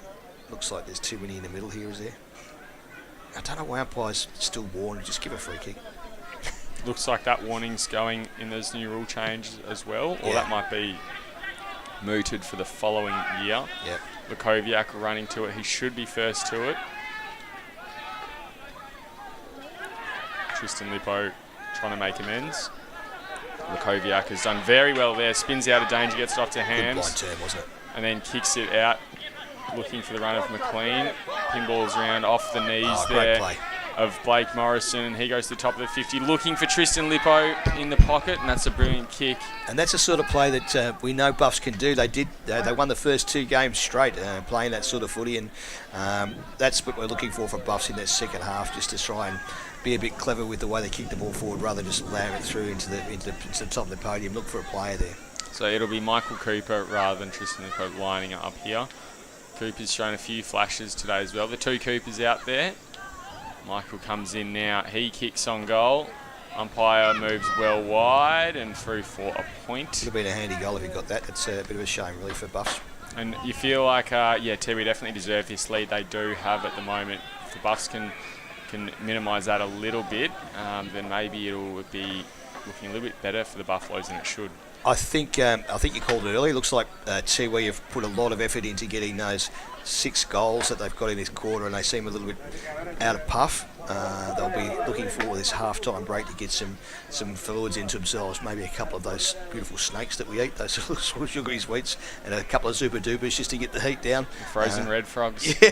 personal favourite. Always the things that people love to eat in these high conditions to get the fluids back in, the hydrolytes. Spry crosses the 50, kicks towards goal, won't be a score. It's still up for dispute. Chance here. Morrison has a snap on goal. It's well wide. Yeah, It's he got similar to hit pretty Tristan hard, didn't he? Lippo's, but still alive and then punched out over there by Dunn. I don't know if he got hit hard, but he went down hard, and that's gutsy play from the young player there, just trying to keep the ball forward. 23.5 minutes gone. I can't remember how long that first quarter went for, but I don't think there'll be much longer left in this one. A few more goals scored. Well, 7 goals from the quarter probably is going to make a bit of a difference, but look, Buffs can sneak another one here. It's going to make it interesting. Blackney Noda just gets in front. Ball kick forward. Can they get a mark? Just The need a mark Buffaloes. here, don't they? Lukoviak in that back pocket. He's been really good today. Comes out wide. Nothing left in those legs. Even the legs were pumping. He wasn't moving. Handballs forward to Lockyer. He then takes a breath and inside he goes. Now he launches inside the forward 50. Good transition here over the top of Steele's arms. First to it is going to be the Buffaloes defender there in Parsons, but it spills over the boundary line, and now all of a sudden it's the Bombers in a dangerous position. Yeah, look, and for mine, Lockyer's the best player on ground at the moment. He's the guy that's sort of giving him the run out of the air, and he's been instrumental in setting up their 6 goals each time and attacks forward, and just a brilliant display of midfield playing, midfield dominance. Oh, got a Falcon there on the way through. Parsons did as the siren blows, and it will be a 22-point margin in favour of the Tiwi Bombers. 7-12-54 to the Buffaloes, 4-8-32. The Bombers added on 5 goals in a really good first half of footy here, Mark Dodge. Amazing, there were 6 goals in total kicked. Buffs were only able to get the 1. It's they've blown the game apart, you'd say, to a degree. However, I've seen some good signs from Buffs when the pressure was on a little bit for Tiwi, a bit fatigued. Buffs were able to go forward pretty well. Buffs was just got to learn to, they got to keep trying to get that easy kick into the forward line rather than just kick the ball to the podium, because Tiwi Bombers' strength is being able to do that rebound mark and run out very quickly. But all power to, well done to Tiwi, who at that stage going into this quarter were looking a little bit offline, and Lockyer I think has been a huge get. Rioli too, but Lockyer in that midfield to me, he's been the one that's been able to set up with the old Stohorts in Harms and those sort of players as well. Once again, it's been an exciting game, and we look forward to seeing you back here after half-time live at the Wurrumiyanga Oval here from Tiwi Bombers.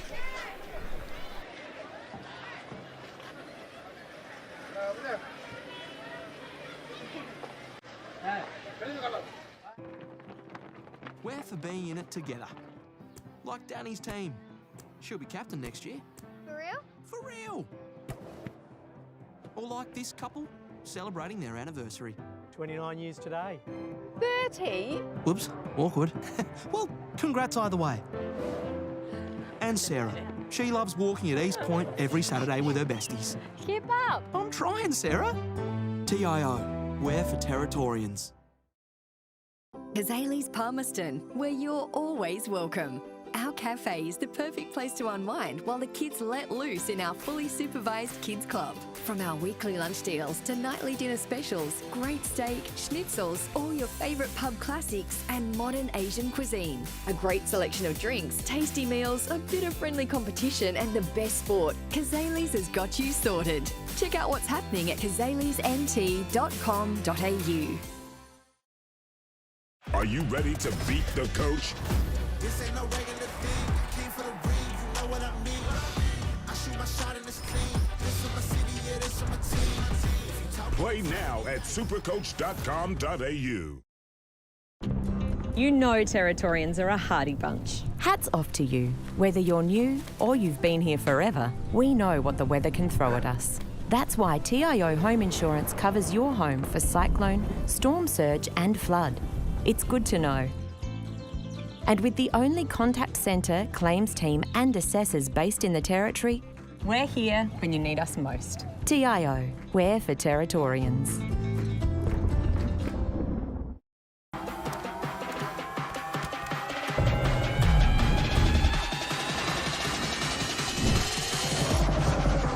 Bring it up, up. Bring it back, bring it back, bring it back. Bring it back, up. Bring it back, bring it back. Top End Footy is back. It's fast, tough and a pure display of Territory passion. From the heat of the day to the electricity of the night games, every clash is fierce. Each moment better than the last. Goal! They're into front! This is our game, our way. Top End Footy. Nothing comes close.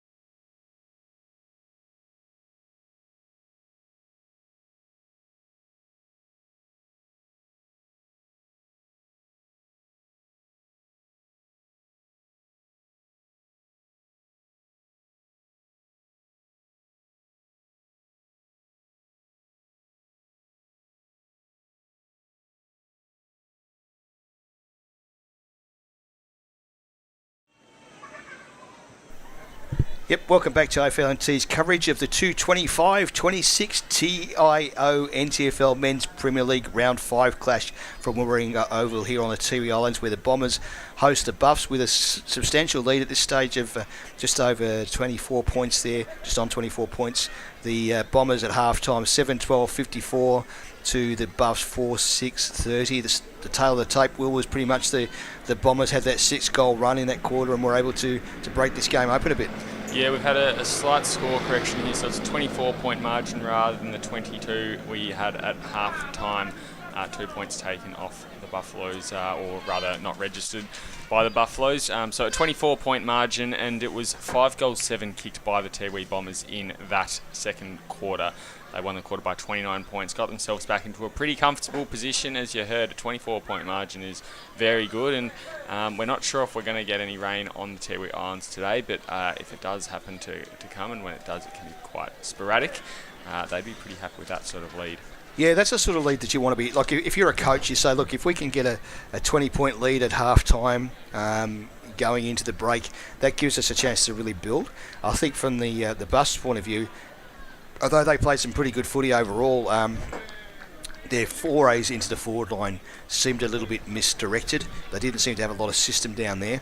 Well, a couple of times when they did look for players on the run, they looked a lot stronger, but it's something the Buffs can work on, and I see they've looked like they've come out full of running in their run back on the ground there, so they just need to sort of get some system in that forward line. Also, I thought they lost it quite a lot once Lockyer got on top in their midfield and Riola chipped in with 2 or 3 terrific clearances. It's only probably a 2-kick ground. So if you get 2 decent kicks going forward, you're going to be right in front of goals, and if you get a good clearance out of there, Will, it's going to make a big difference to the way you run forward. Yeah, which the Bombers did do that a couple of times with more effect in that second quarter, where they'd run the whole ground in just a couple of kicks, and sort of caught the Buffaloes napping, caught them on the rebound, and I think they've really sort of taken a commanding position into this game. They'd be pretty happy with that, as we know they've only got the 1 win so far this season, 16 points against Waratah in round 2, otherwise 3 losses. 2 relatively competitive ones, 13 points against the Tigers and 13 points against Pint, and then last week I think it was 39 points in the end, and it blew out a little bit. Didn't feel like that was fair reflection of the game, but they would have wanted to come out firing and try and bank some more points. It's not over yet. The Buffaloes started really well, 2 wins to start the season. I guess some more humbling results the last couple of weeks, but they will be trying to work their way back into this game here. I still think they're fairly evenly matched sides. I think Tiwi Bombers have probably got a bit more class in the forward line. But overall, I think they're still pretty evenly matched sides. So if I was a coaching panel at Buffs, I'd say, look, boys, it's let's get 2, maybe 3 goals this quarter and try and even up a little bit and win the quarter overall. And they just need to get some system in their forward line. They've broken a few times, and a couple of times too we looked a little bit flat because they to kick 5 goals in a quarter is a big ask physically, and it sort of drained them a little bit. But they were able to Buffs were able then to have a couple of shots on goal at the end, and they just missed a few. So they're sitting at 4 goals 6. So they've had 10 scoring shots to 19, and yet they're 24 points down. So there's something to work on. That ruckman over there for Buffs is a big, strong lad, isn't he? Yeah, Chris Atkinson. He's sort of been there for a few years. He doesn't kind of come across as a typical ruckman, particularly when he's up against the likes of Dennis or competing in his side for Archard. But he's having a really good role today. He is. And it looks like Tanner Blackney-Noty's got the first hit out of the game. Lockyer, he just toe pokes it forward, picked up on half back. And as far as Munkara on the wing, he opens it up and inside the forward 50 he goes. We haven't called him a lot today, Munkara, so that's someone who could lift for the Tiwi. Hutchison, he gets it out of the defensive 50, trying to anyway, and it'll just sit caught in the wind. It'll be a mark to Willie Rioli. Yet to kick a goal today, just the one last week. And Dodgy, we don't have any multiple goal scorers today either at this point. Very interesting, and Willie would be pretty keen to get one up on the board here. He was never going to miss that mark. He looks like he's confident going forward. He's kicking 35 out, I'd say, so he's going to be maybe a bit less than that. It's a real good chance to get his first goal up for the day. So in comes Rioli, just inside the 50. Oh, he's shanked that one. Probably ended up a little bit fairer than it looked off the boot, but didn't look at any point like it was going through, and they get the first score of the quarter.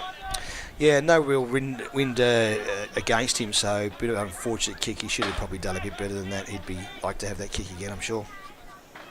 Stokes goes great mark. out that far side. Really good marker over the top. Turn and go straight away. This is looking good for Buffs. Looking for the runners. They keep going. Here comes Gill inside the forward 50. He goes now. That quick transition we know is pretty important at this ground. Carlson Cantilla can't wrap it up, and it goes over the boundary line. And one of the hardest things to do in football is to run and mark when you're running in the same direction. They weren't able to do that there, but the idea was good Buffs to keep that ball moving forward and once again a chance to reset it and have a shot on goal here.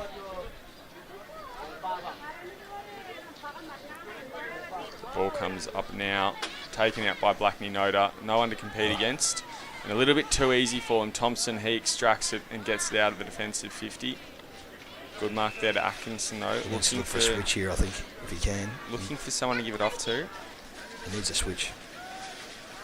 Just going to load up and go inside 50 instead, hoping for a mark. It down. It's too easy to repel that sort of kick. That's unfortunate. And once again, Tiwi into attack. Now Lockyer on half back, pushes it out wide. He's got a runner in Munkara. Oh, probably needed to be clean there. Goes back to Hams. Munkara can now find a little bit more space again, which is where Hams has gone. The ever-reliable Hams just cleans it all up, a bit like Nathan Brown at the Tigerlands, that sort of player. Great settler as McLean goes inside 50 now, comes off hands again. Now Rioli, he'll have a snap-on goal. That was similar to his one last week. That'll roll through as well. That'll get them going. The first of the third quarter goes to Willie Rioli. Back on the Tiwi Islands. How good is that? Oh, it's fabulous. And that's a Rioli classic, isn't it? You see him do that so often in the AFL, and what a great goal that was. Just able to get front and centre, just flick the ball over his shoulder, just knew exactly where he was going, so well done. And that's the 8th goal for Bombers, which is making this margin starting to look a little bit of a problem for Buffs. They need to get back in. 8 goals, 13-61 to 4 goals, 6-30. They haven't. They've only had 1 goal in a quarter and a half or a quarter and a bit here, so they need to get a couple of multiple entries, Buffs, going forward. But Rioli, fabulous. Well done.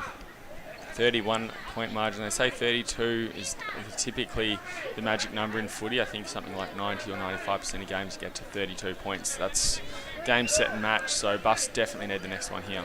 They do, and if you get 100 points in NTFL footy, you definitely win the game. So it's they're not that far away from that either, being only just after half-time. Rioli, he goes inside the forward 50 again. He's starting to come alive. Now coming through, Kieran Noah. He goes, beautiful mark there to steal. A one-handed glove just stood up out of the pack of bodies, and he's taken a mark there. It's fantastic, wasn't it? And he's been doing that pretty much all day. He's been a lead-up kick, lead-up forward.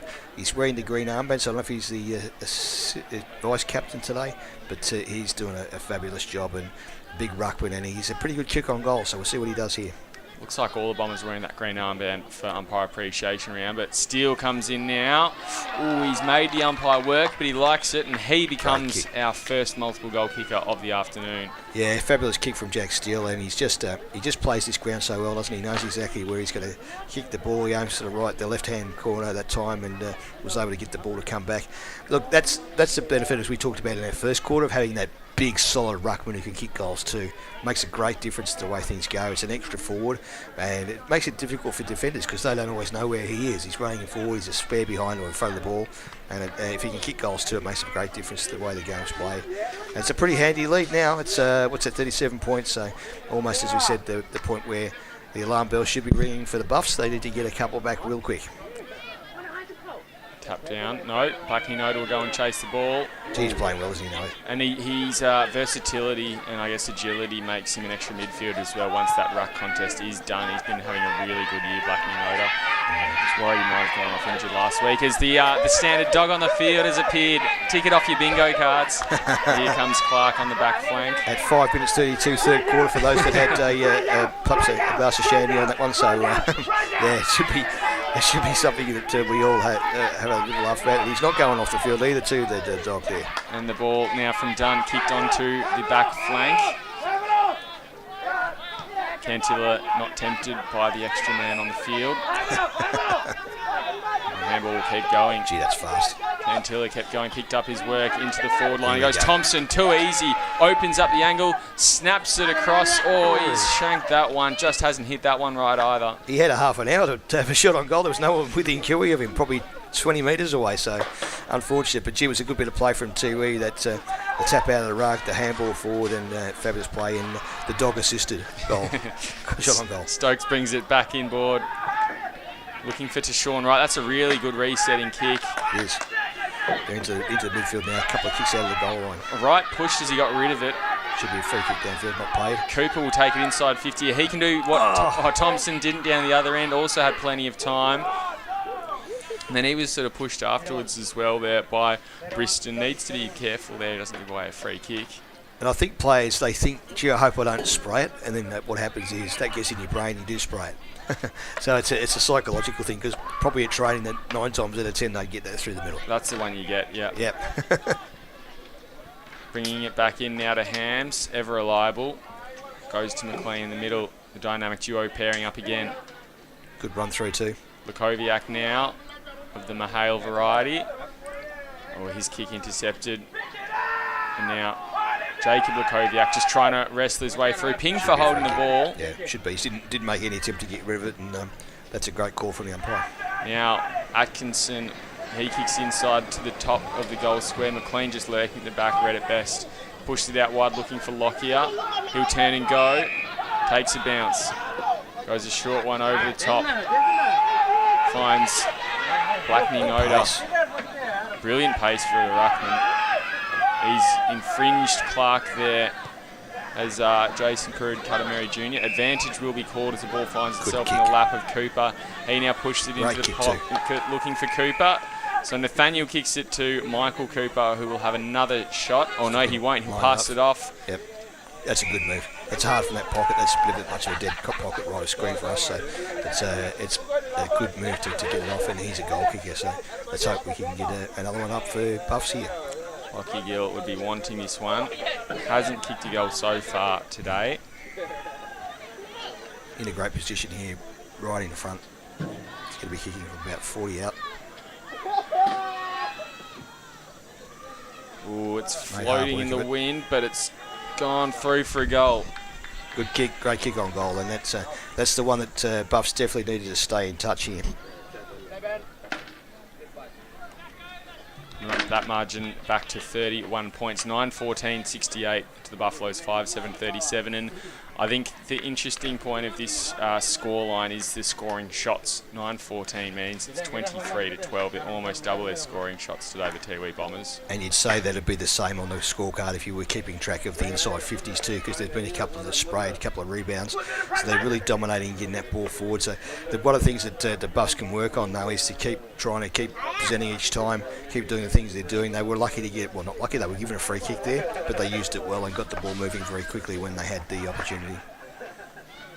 Great tap again. By Blackney Noda. He'd probably be close to best on ground at the moment. Killing, isn't he? Now Brendan Cantilla almost run down, stripped to the ball, but he's earned himself a high contact. I think he's hit the deck relatively easily there, aiding in the umpire's decision. Gives a handball off to McLean. Quick as a flash, barely saw it myself. Looks like he's getting a free kick downfield, is he? Thompson thinks he's marked it. I think it is going to be paid that way. Marked it? Right, okay. Well, could have been as you said, a free kick downfield. Philip Wills was looking pretty confused there, so I can't really attest to what that was all about. But once again, Bombers going to have another shot on goal and a very good chance here to get their 10th goal. In he comes now. Thompson sprayed one just moments ago. That one, oh, the umpire barely moved for that one, but moved enough, just another behind. That must be difficult from that side. They do struggle that end from that particular shot on goal, so there must be a bit of problem that we can't really see when they're shooting on goal. There's something affecting the way ball goes as Buffs get it out again on a short pass, and they're looking again to try and build here. Another short pass going out, so they've got about 45 metres out with 3 kicks. They just need to control the ball here. Blake Neely will push it into the back pocket to Coulthard. Coulthard, great left foot kick. Couldn't find target as cleanly as he would have liked, but Russell makes it work. Now comes to Hutchison. Back to Wills. He had to pop it out quickly. Hutchison goes for a switch. Needs to hit the target here. Oh, that's a very well-weighted kick. Didn't think it was going to get there, and Stokes will make the most of it. Kicks it out to a runner. Had a little bit too much on it. And now Hampton needs to put some pressure on. Umpire's going to say a boundary throw-in. No, he's going to play a free kick for insufficient intent. No, for... I'm not sure what that was. Off the ball, I think. He'd already got rid of the footy and gave us a little bit of attention, but whichever way it goes, it's going to give Buffs another chance to reset and have a foray forward. Hampton goes inboard for Spry. It's a couple short there, that's it. Still don't think he's within goal kicking range here, so he's going to have to look at either roostering or give it off. It looks like he's going to have a shot. Darcy McGregor. He's going to kick from 60 out, I reckon, against whatever breeze they've got there. It'll take a good kick, but very much capable of doing it. They'll be hoping that wind helps guide it through. A little bit more carry. He got very close to the man on the mark. Not a good kick in the end at all. An easy mark there to Lockyer on that last line. Out to McLean in the back pocket. McLean always there, isn't he? Now with John Tipalura. Oh, that's a brilliant kick to the runner. He can go inboard if he wants. No, he just holds it up, lets the runners move, and then kicks it long. Steele muscles his way to the front. Inside scoring range, but he again goes off to the runner. He goes to his captain, Kim Cantilla, plays on, easy as you like, and a good shepherd on the way through. And that's that 6-7 celebration. No idea what it means, but they love it. Yeah, so I don't know what it means. It means something.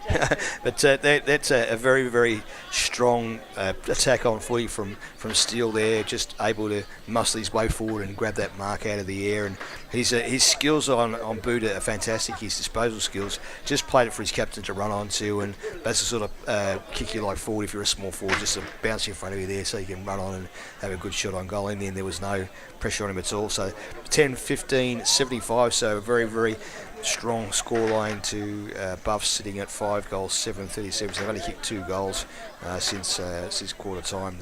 They are struggling a bit to sort of get the ball going forward. And for Kim Cantilla, his second goal of the quarter. His second goal of the game. As Lockyer now brings it out of the middle. Looking for Steele. They're looking to get on a bit of a hot streak here into Thaddeus Porgini. Again, beautifully. There's been some really well-weighted kicks today, Dodgy. Yeah, definitely, and that's been the difference in the two sides, that ability to pick a player out with, as you say, a well-weighted kick going forward and just making sure that every opportunity to have a shot on goal. These kicks can spray a bit, but he looks in a fairly good position, and I think he'd probably be running at it. But Willsie's trying to do his best to put him off, but I think he's a good chance to get this one. Some interesting tactics from Willsie on the mark. Oh, they've worked. Did put him off. Well, Willsie's been around for a long time. I don't know how many games of footy he's played, but he's played plenty, and he used every bit of his skill there and his ability to make sure that put the young fella off. Stokes from full back. Today's captain trying to work out how to bring his side back into the competition. That's not a bad way, straight down the middle, but it's right in at the 50-metre mark, and it was a good, strong mark and a good play in the end. He's going to go back, though. He's going to go back again, so they're going to try and reset and go again now to the left. But, yeah, just a bit lost here at the moment, Buffs.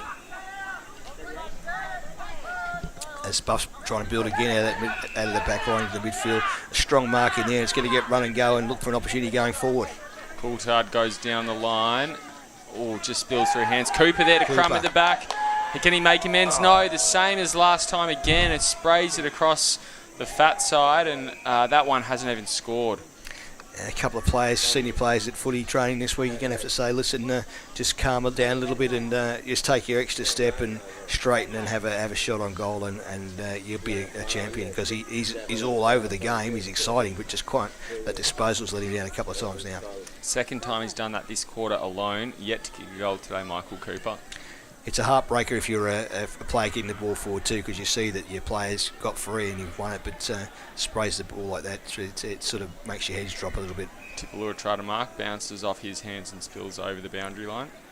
And you can see on the boundary there, nice strong presence of Tiwi supporters. Just about the whole island comes out to watch their local game here, and once again, it's fantastic to have that game and that excitement that happens from Tiwi Island each time we play down there, up there. Carlson Cantilla comes off his hands. Cooper now trying to win the ball. Can he make amends from a tight angle? Dribbles it into the goal square. Tristan Lippo, he's fighting for the ball. Whistle's blown, and it's going to be a free. It's going to be a ball up.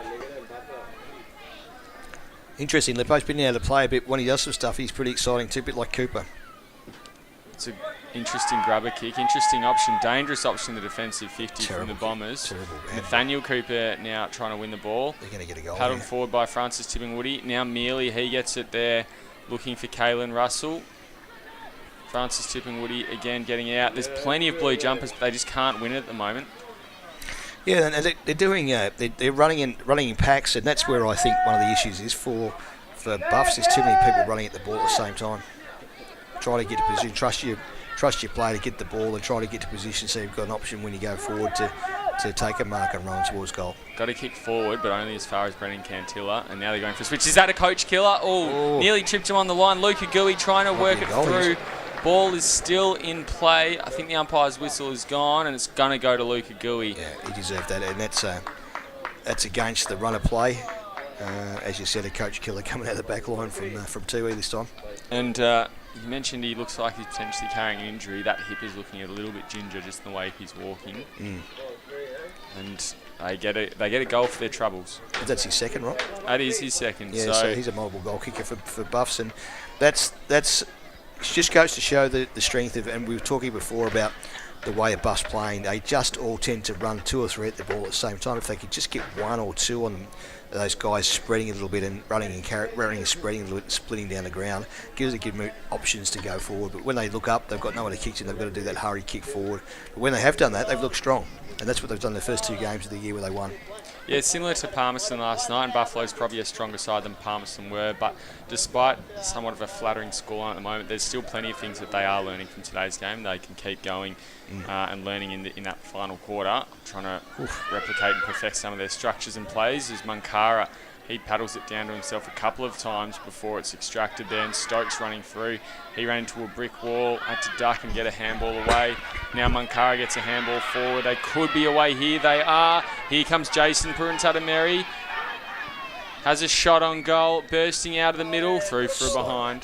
And all of a sudden, Munkara's been in the play a fair few times. I've heard you call him a couple of times now, and that's made a big difference to that midfield structure again. They've got plenty of people to run through that midfield, as Philip Wills has got the ball in hand, looking to try and find some way of getting this ball forward again. Out into the pocket to Jackson Clark. Umpire calls play on. Didn't like what he saw. Maybe didn't want to move as much as he did. Umpire says play on again there. Wills, he has to get out. This is a coach killer down the other way. Coach killer to himself potentially. Dances around. Snap on goal. Is that going to go through? No, still alive. Not to be too critical, but I'm not sure what Jackson Clark's goal was to put the ball back into that hot spot when the ball was cleared. He must have thought there was nothing down the line, but surely he just kicked to a contest. Would have been interesting. Philip Wills giving himself a spray at the three-quarter time huddle as Stokes' handball goes awry. Perhaps Dad Nathan might do that one. As very tight on the boundary line. Fidesz Porginis tries to get that run down. Brilliant work there from Blake Neely. And it will be. Yeah, fabulous tackle. On his knees, was able to hold the player up. Oh, not a good kick. Here comes Justin Puruntatameri. Got the call to leave it and couldn't quite take it. Gets a handball out wide, looking for Willie Rioli. This should be his bread and butter. Lines up, takes a breath, and through for a goal. He gets his second of the afternoon. And yeah, that man Willie Rioli, he's dominating now, and that's the sort of stuff that we love to see in local footy. But gee, it was a great goal, wasn't it? He didn't look like he was going to miss that one, and had so much space too. I'm not sure who's trying to pick him up or run with him, but he had nobody within probably 5 to 10 metres, so he just took his time and had a shot. Must be enjoying the fact that we don't have that close checking here in the NT. Margin now out to 40 points. 40 points is a long way back, so Buff's really important now that they don't get blown out of the water totally. They need to keep doing what they do and what they know works, but all power to Tiwi Bombers. It's been a real display of territory footy over there, and a fabulous example of how to play that running fast game, and they're doing it so well. Yeah, the ruck sweets. And I think Buffalo's realistically they could be contending for that final spot in the top 5 this year, even that 4th or 5th sort of spot. But to do so, they need to not be blown away in contests like this where they are back against the wall. They're going forward now. That one spills off hands at full forward, then out into the pocket it goes. Hampton, has that maybe bounced off his foot? No, touched, says the umpire, so a boundary throw in. And Hampton, instead of having soft hands, had hard hands there. The ball just bounced straight off it, and that's you can't teach that. You've just got to learn yourself that you've got to put soft hands on the ball and a chance to hold it in there like that. Don't try and hit it too hard, and that's exactly what happened. He the ball bounced straight off his fingers. Comes up over the top now. No one can take the footy. Bounced a couple of times before eventually getting out of there. Justin Purantatameri finds Cantilla, who didn't really have to break stride even with that unlucky bounce. He gets 2 double bounces in a row. Doesn't really bother him much at all, and that's straight through the middle. What a goal for the Bombers. Kim Cantilla gets his 3rd. Cantilla, and he's a crowd favourite over there. He's been around for a long time, and obviously a leader around the club and a leader amongst the men in the team here.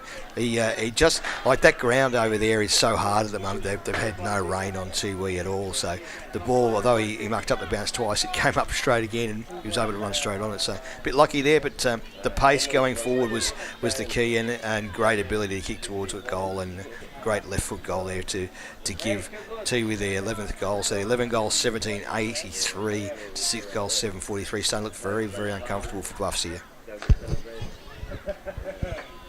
Back in the middle of the ground.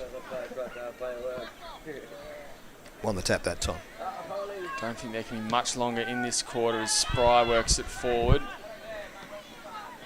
Mark taken by the Bombers in that back line. And Koviak's looking to try and move the ball as quickly as he can. Oh, took a mark amongst 3 players there, did well. Desmond Tupumatanuri has to move pretty quickly. Looking out for Willie Rioli. Oh, he's used his body very well there. That's class, isn't it? Most of us wouldn't have got anywhere near that, but Willie was able to get the ball on the string and grab it so well. So now they go to Lukoviak, who kept on running. They've been really good additions to this Tiwi side, the Lukoviak trio. Obviously just the 2 of them out there today. Both playing good footy too. Snap by Cantilla to the top of the square. Oh, Steele's read that beautifully. Steele's looking to line up for his 3rd or 4th goal this time. This would be his 3rd goal. Yeah, 3rd goal, and he's a dominant forward, but the good thing about him is he makes his own play too. He's able to get into the right position, and it's not just waiting for the easy ball forward. So in comes Steele, and he puts one over the top. He loves that one, doesn't he? Bang. He does. And Jack Steele, I take your hat off, mate. You've played well today, and he's still got a quarter to go, and he could finish with 5 or 6. Big, strong lad, winning a lot of ruck contests, but I think his ability around the ground and his ability to kick on goal has been a huge plus for Tiwi. Well, that's their 6th goal of the quarter, and it's been doubles to Jack Steele, Willie Rioli, and Kim Cantilla. And they're pretty big names in that Tiwi lineup, and exciting times ahead for Tiwi. It's exciting to see what they can do against some of the other top sides coming over them in the next few weeks. Most of the sides are going over there to play because of the weather situation, so they run the 3 home games in a row coming up. Yeah, following this, they've got Palmerston, the Wanderers, and then they've got the bye before Waratah and Nightcliff. Yeah, Nightcliff going over there just before Christmas. Interesting to see if that game takes place with the way it is, but you never know. Jackson we hope so. Clark gets a handball back through traffic. Sean Wright on half back as well, gets it away just in the nick of time. Clark went to the 2nd man in Atkinson, now gets to the 1st in Spry. Maybe a little bit too handball happy. Goes inside forward 50, but in the hands of the Bombers. There's plenty of buffs again, but none of them can really get their hands cleanly on it. Now here comes Coulthard, back through traffic and a kick forward. Very well done there, and I think this might be a mark to Bean. Yes, he's done all right, even though we think he's carrying an injury. He's done pretty well. Looks like an injury to his left knee on screen. But he's done pretty well, and he's been a bit of a target there. And when they have looked to pick a player out, as Qatar did, then it makes them look strong. So that's something they can certainly work on, and they certainly need to be not blown away. They're being pretty much hammered at the moment. They just need to make sure they stay somewhere close within this game, or at least not get blown away by 100 points. And in he comes. Can this reduce the margin? Or it does, but he hits the post. And I think that will be the three-quarter time siren. Should be right on three-quarter time. So 6-8-44. The Darwin Buffaloes trailing the Tiwi Bombers 13-7-95. A 51-point margin, Mark Dodge. And a 6-goal quarter again from the Tiwi Bombers. Just a display of NT football at its best. And the Buffs need to do something pretty quickly. Can they do it in the last quarter? We'll look forward to seeing you in the last quarter coming up after this short break.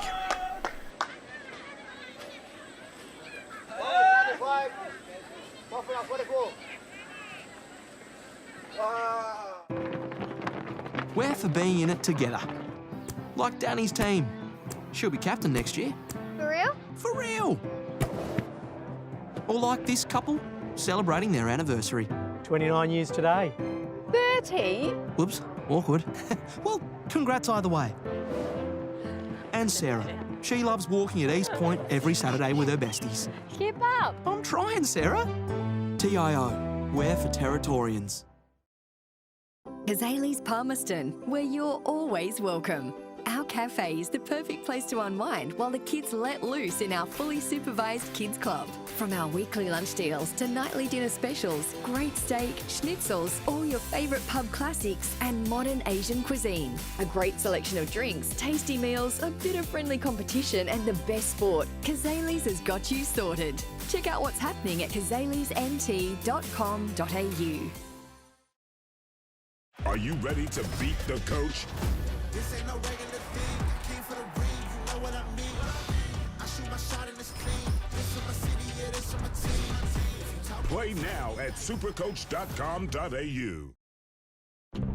You know Territorians are a hardy bunch. Hats off to you. Whether you're new or you've been here forever, we know what the weather can throw at us. That's why TIO Home Insurance covers your home for cyclone, storm surge and flood. It's good to know. And with the only contact centre, claims team and assessors based in the Territory, We're here when you need us most. TIO, we're for Territorians.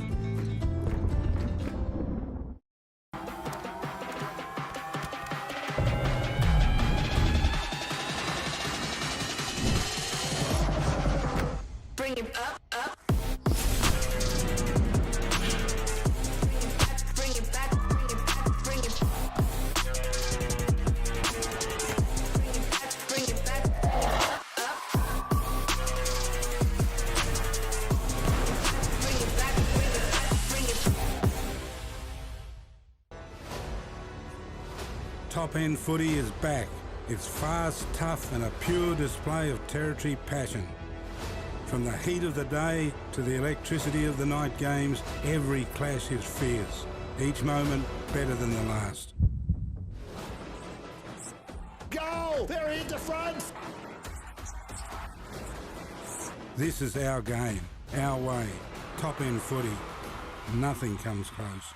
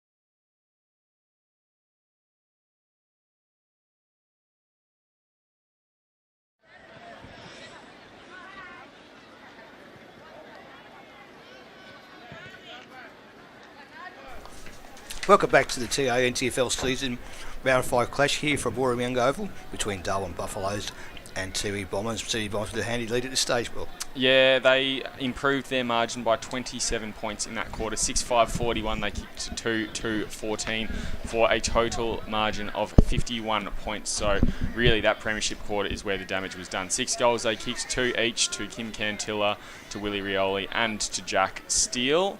51 points. Let's see if they can build on that, or if it'll be the Buffaloes who try and bring it back to a bit more of a respectable score for them. A big margin, but as we both said, it's exciting football to watch Tiwi in full flight, particularly guys like Rioli, Jack Steele, Leighton Otisar in the centre there. They're just strong players, and they're playing a beautiful game. Cantilla again was in amongst it also. Kick on the siren to the Buffaloes to only reduce the margin by 1 point. Bombers back through traffic, and Thompson will try and go back down that way towards the clubhouse and get an early score. Jack Steele targeted, goes through him. Kim Cantilla was looking to try and jump onto the ball there, and the Buffaloes will turn it over. Yeah, Buffs are able to get clear again at this stage. So once again, looking forward, they've got a couple of players that are sort of lurking around there. But the problem again is they don't have anywhere to go forward. They're going to have to go sideways and back and all the way across. They're looking to open up the angle here, and that's a great kick forward this time.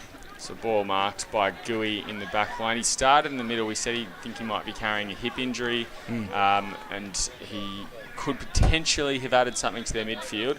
He's finally started there in this quarter. He's kicked 2 goals, 2 of their 3 since quarter time.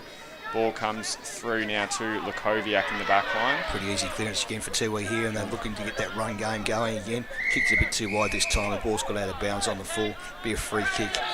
Around about 70 metres out for the Buffs. At least they give them a chance to go into attack again. Where can they go here? There's plenty of players not moving. A couple of players standing with their hands on hips. That's a bit of a problem. Blake Morrison, he pushes it. Terrible kick. Oh, not a good kick turnover. And Braden McLean has been really good today. I know it's been a scoring heavy day for the Bombers, but off half back he's really helped set them up. Braden McLean, every time I've seen him play, he's played that sort of game. He's that reliable back man, as we talked about, similar to Nathan Brown, who's always there.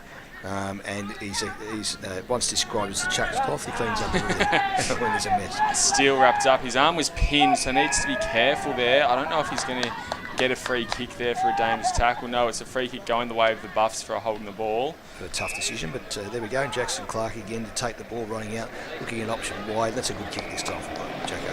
Now off to Coulthard. They've gone to switch across that back flank, or the half back line, from flank to flank. Another turnover, and it's where they've really struggled today, getting it out of their defensive 50. Probably getting it that kick beyond the defensive 50, really, and Willie Rioli takes a mark in the forward pocket. 2 in that third quarter. Thought he was almost going to run around and play on and open it up, but he's going to go back and take his routine. It's a masterclass from Willie now. He's really showing all of his skills and his abilities, and that's what Tiwi were looking for when they asked him to come and play the rest of the season up here on the Tiwi Islands. And it's going to be interesting to see how he plays in the big games in the finals on TIO Stadium. It'll be great to watch. Rioli comes in, kicks towards goal. Umpire's to move a fair bit just to behind. He's got a raking left foot though, hasn't he? Or was it a right foot that time? No, it was left foot, so he has got a raking left foot, and he's kicked that 60 when he's not even trying. He's a great kick at the footy. Umpire says that Marty Parsons has to keep going. Turned over, here comes Hams. A rare opportunity to goal for the old fella. Does he like that one? Oh, instead he's passed it off to a teammate in the pocket. I think he was having a shot on goal. We'll call it a pass, so that should be a free kick. What Jamie Ping for holding the ball. And Hutchison comes out. Mark taken by Atkinson. It's got still nowhere to go. This is the problem all day for Buffs. They just don't have anywhere to go. They have to go sideways and back, and they're trying to open up the angle, but they just need a couple of players to hold their position and look to run into an attacking position when they go forward. Now with Gill on half back. A couple just jogging off the ball, Will. You know, that's a sign. It's a problem. Pushes it out to the wing. That's better. Sean Wright has numbers around him to give off to if he wants. He goes to Gooey. That wasn't the right one. Big strong tackle from Hams down the other end now. Great work. Well done, Ashton Hams. Unfortunately, he wasn't rewarded, but gee, it was he stopped the run, and every week he does it. He's been doing it for a long time, and you and I have called him many times today, so he's a war horse, as we call him. It's a shame he didn't get a goal going forward this time. Ball will go forward to Coulthard, approaching the top of the 50, gave it off to a runner. Here comes Spry. Launches on goal, and that bounces through for a point. Coulthard's been a shining light in the Buff side today. He's been the one that's tried to make the ball forward and make the plays, and he's been good. I'd say he's in their best players, if not the best player they've had on ground today. Lukoviak out that far side. Not a good turnover. That's a turnover the other way now. He's looking for his brother, and instead it's taken by Gill. He's the other one who's impacted the scoreboard since quarter time. 1 goal in that last quarter. And I don't want to be critical too much of Buffs because they're obviously rebuilding, but there's still no one looking to give an option or pull a player away or give a few leads. There's no movement at all. He's obviously going to have a shot on goal, but basic footy. In comes Gill now. Tight angle. Oh, it's very high. I'm not sure if that's going to even make the distance to the top of the square. Few players flew rather ambitiously. Snap at the top of the square to Mealy. He's not going to make the distance. Lukoviak has to get hands to it. Hams picks it up and they get it wide and safe. Partner in crime, McLean gets it from him and goes to Mihail Lukoviak, who breaks the line, takes a bounce. Handball over the top. Will he get it back? He will now. Here we go now. Goes long down the line. Tiwi looking to transition. They've got numbers here. Takes a bounce. Shot from Brendan Cantilla on goal. Oh, that would have been contender for goal of the day, but just the point. Play of the day for sure. It was fabulous play. It was coast to coast, and just great skills, great shepherding off the ball as Jason Clark looks to bring this ball back in again and reload again for Buffs. A bit of confidence in as well. It's great to see this Tiwi side running with confidence. It's a far cry from a few years ago when they just didn't quite have that experience and that confidence to do what they're doing at the moment. Good hit up and run kick from Jackson Clark again there. So he's done pretty well overall, Clark. He's made a few mistakes, but he's had plenty to do on that back line. Hams gets it back. And it'll be Desmond Tupumantamuri, who pushes out wide to Cooper in opposite colours. Another turnover.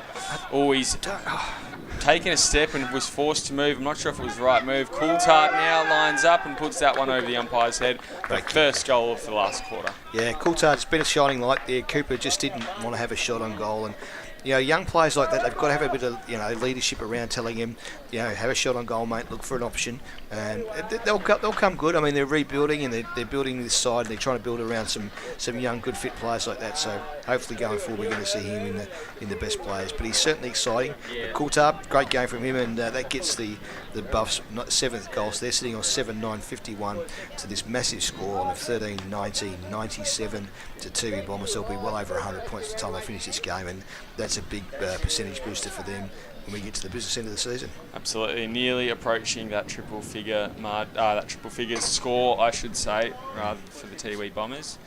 Atkinson and Blackney Noda. It's been a really good battle. I think both plays around the ground have been important for their sides, but Blackney Noda probably takes the points as Jason Purantatamari Jr. goes inside 50, but the kick a little wide. No, it's going to be a free kick. Junior did well there. He spotted a player up and he saw that he was free, and I think there might have been a push off the ball or something. So an opportunity. Doesn't look like he wants to take a shot on goal here. I think he's looking for an option. Doesn't seem to be too many coming for him. It's a very hot afternoon and there's 7 minutes of the last quarter, so there won't be too many people running at him. Slightly comical scene there with Justin Purantatamari having sprayed down the back to help cool him down. Ice water. As that kick goes through the big sticks. Pretty good kick. Very good kick there. And I think that might have been today's Port-Jamie. It was. So, as you said, he looks quite hesitant to kick it, but it's paid off in the end. Yeah, that's their 14th goal, so 14-19 to 7-9. What a great scoreline for Tiwi. Paddy Bowden will be pretty excited about the way this has gone for them. Bit like most of the better sides this round so far. They've kicked away in these last 3 quarters and controlled the game from the start. They played some exciting footy. Willie Rioli, Jack Steele, and many others in their side have been able to, and Nildioli in the ruck too. Just a great effort all day, and they look like they've got plenty of run left in them. So let's see how far they can go in this quarter. Atkinson got the ball on his hands first there. But the Bombers again, Munkara to Thompson. He couldn't take it cleanly. That middle of the ground is a bit of a dust bowl there. Every time they've sort of been kicked up in the middle of the ground, it's been quite dusty as the Buffs work it forward now. I don't know if you've ever seen the ground when it rains, but that's usually a foot and a half underwater. Bit of the ground. Had mud dancing in the grandstands around the fence a few years ago when I went for one of the grand finals between Wurrumiyanga and Imalu, as the ball's taken out now by Mealy. Shot on goal, through for a point. Yeah, a good effort, but once again, just offline, and just got to keep working, Buffs. They haven't stopped. To be fair to them, they haven't stopped running. They haven't stopped trying. Just a little bit lost with their placement around the ground. They just don't seem to be getting to the right position, and there's quite a few players just sort of jogging off screen instead of trying to get in amongst the main play as they look to Tiwi look to run another goal into, and this is looking good again, but just quite offline.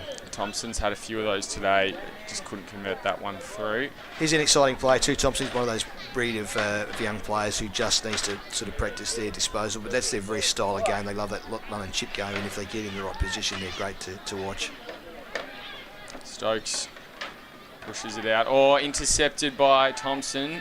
Didn't quite gain possession from the intercept, but put the Buffs under pressure.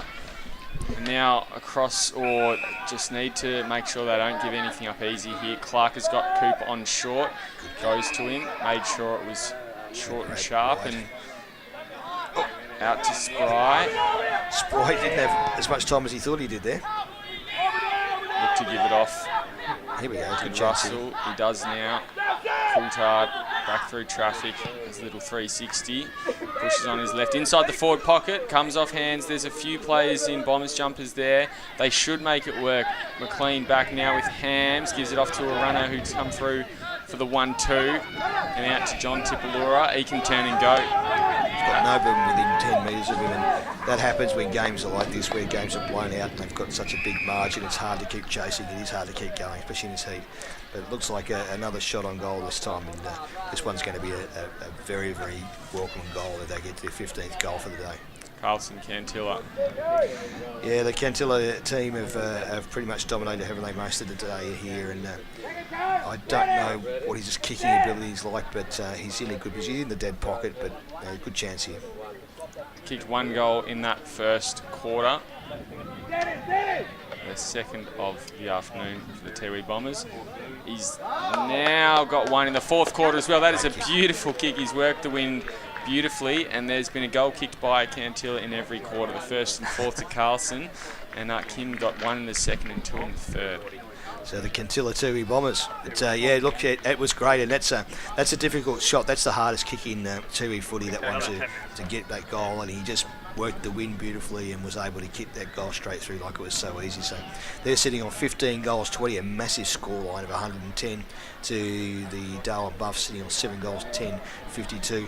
This game is all over, but the important thing for Bombers and for Tiwi is just to keep going, keep running, make sure that you've got these points in the bank for later on in the season when the percentage is going to be important.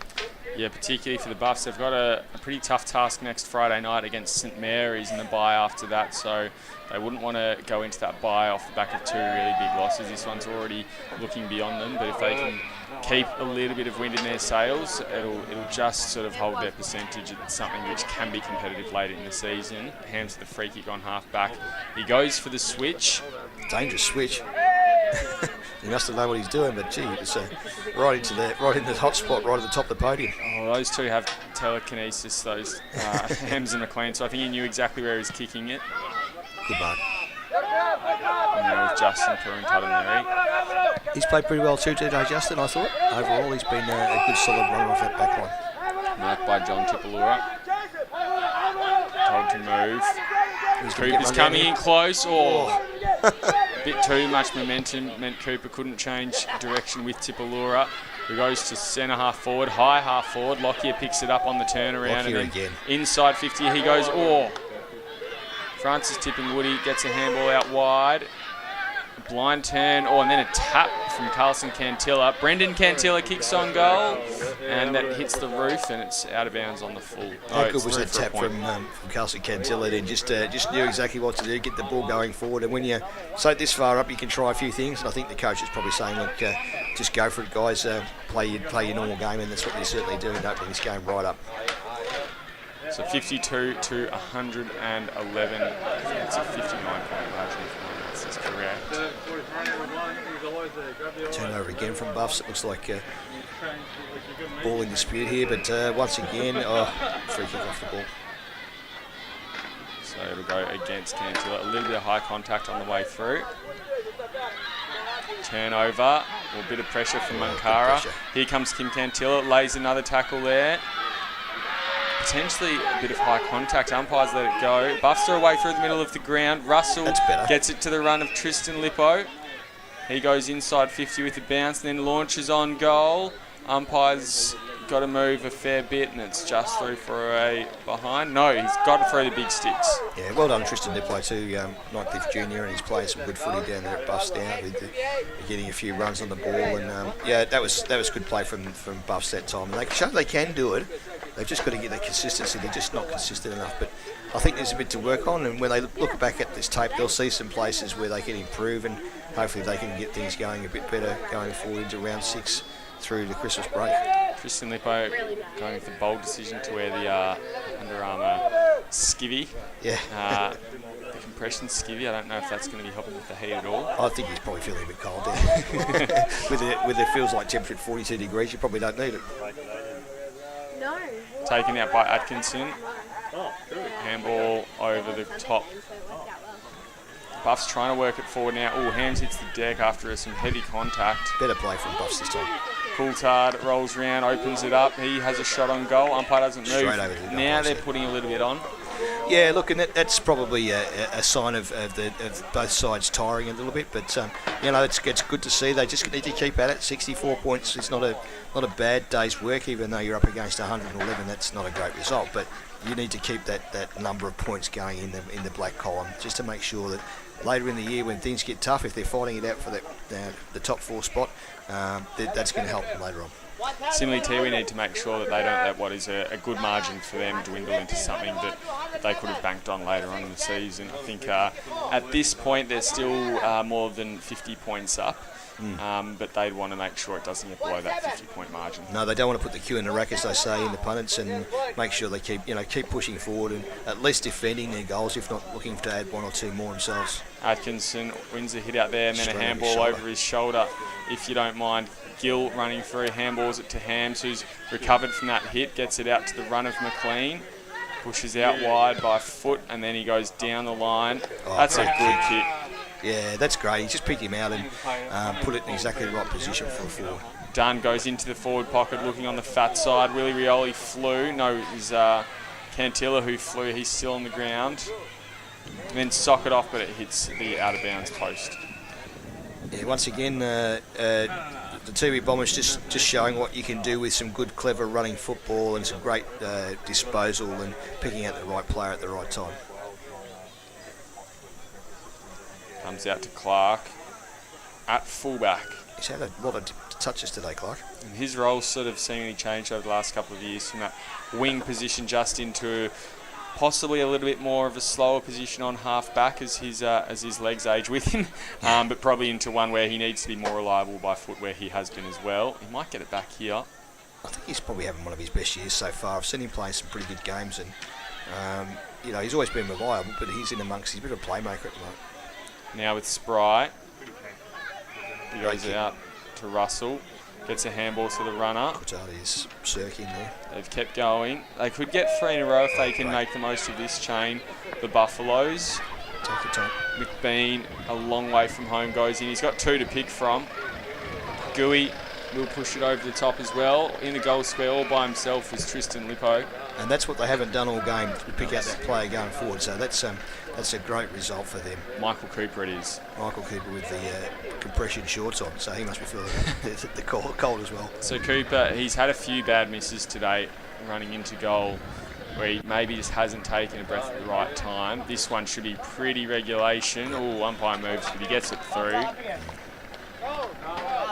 I'd like to see a few of his players get around him a bit here. They didn't sort of make a big deal about that, but he's had a tough day. One of his brothers from Tiwi is giving him a slap on the back, and that's good to see, because that's where they're going to build their side from. The young guys like that coming forward, just make sure you give them support when they get a goal like that. But good goal from him, and well picked out, and a great 4-0 forward this time for Buffs, who have looked good in the last 5 minutes. A margin back down to 41 points now, so 20-point turnaround, really. Yeah, somewhat disappointing for the Tiwi Bombers. They were up by, I think it got out to as much as 51, 55 points even. 59, I think it was. 59. Yeah, just under the 10 goals. Let's see if they can add a little bit more. 19 minutes gone in this final term. The Bombers go forward. go out wide. Buffaloes just get it out of the defensive zone. Don't know if there's a lot of intent there. How's the umpire going to pay this one? It's got to be no 10, surely. Willie Has to be Rioli will get the free kick. Rioli just take it in any time at all, picks out a player in a great position going forward here to have a shot on goal. Tipalura was going for the fly through, but Brendan Cantilla wanted to take the responsibility himself. That's a siren. In fact, it might be a 50-metre penalty. No. That's a siren. It's a siren, so potentially... Short quarter. Very short quarter. Not sure what happened there, but anyway, that's a great result for Tiwi Bombers, who win this game 15-21, 111 to 10-10-70 in the NTFL TIO's round 5 clash. No, just a 50-metre penalty. Oh, it's a 50-metre penalty. Well, we're just doing a back up and put it back down again. There it is. Great goal. I've never seen a quarter be 19 minutes. No, So I not was in Premier League. wondering what was happening there. Yeah. So the margin back out to 47 points. Yeah, great goal. 16-21, 117 to 10-10-70. A typical Tiwi goal on the day. The way they've played that today, they've been able to do that well. And once again, Willie Rioli, just a fabulous setup on the goal there and a great kick forward, and definitely in their best players today, Willie. 7 goals to Cantilla, 3 to Kim, 2 to Brendan, and 2 to Carlson. So an amazing 7 goals. I mean, in men's Premier League footy, that's you don't get that too often. So fantastic, Cantilla. Ball goes up now. Blackney Noda wrestling his way. He's probably been among the best as well today. Yeah, off to Tipalura on the run through.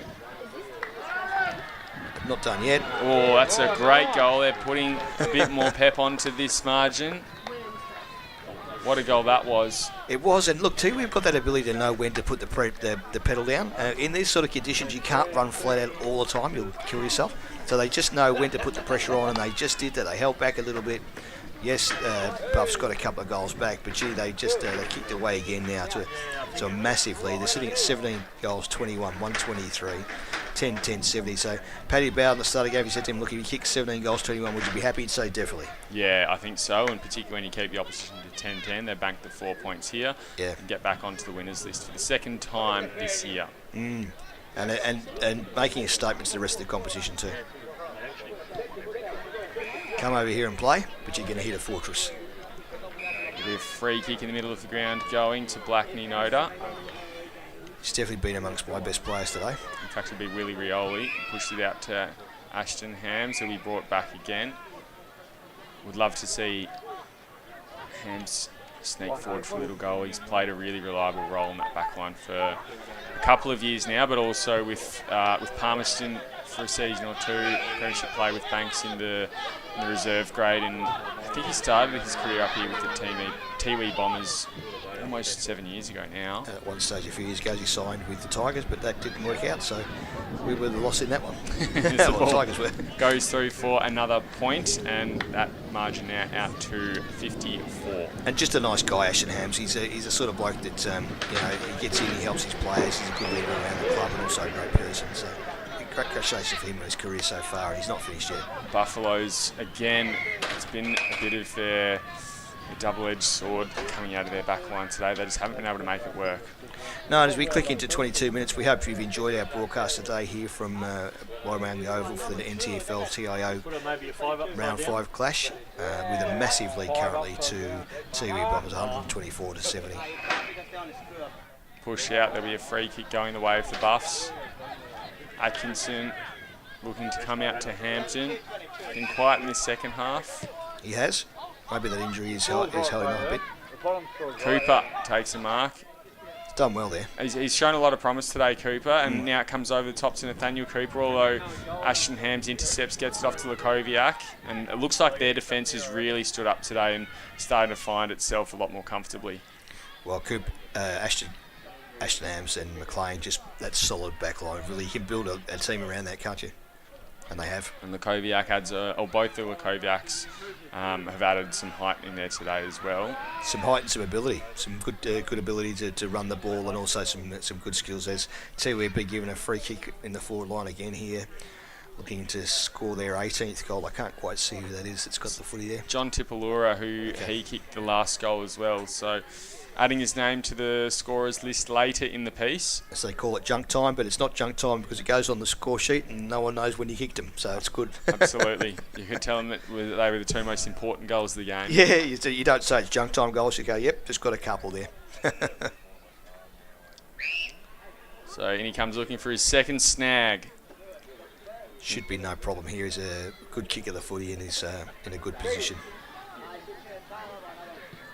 Comes through and he kicks a point. There you go. 55-point margin. Give a man a wrap, Dodgy. The dodgy curse. The dodgy curse. In they come.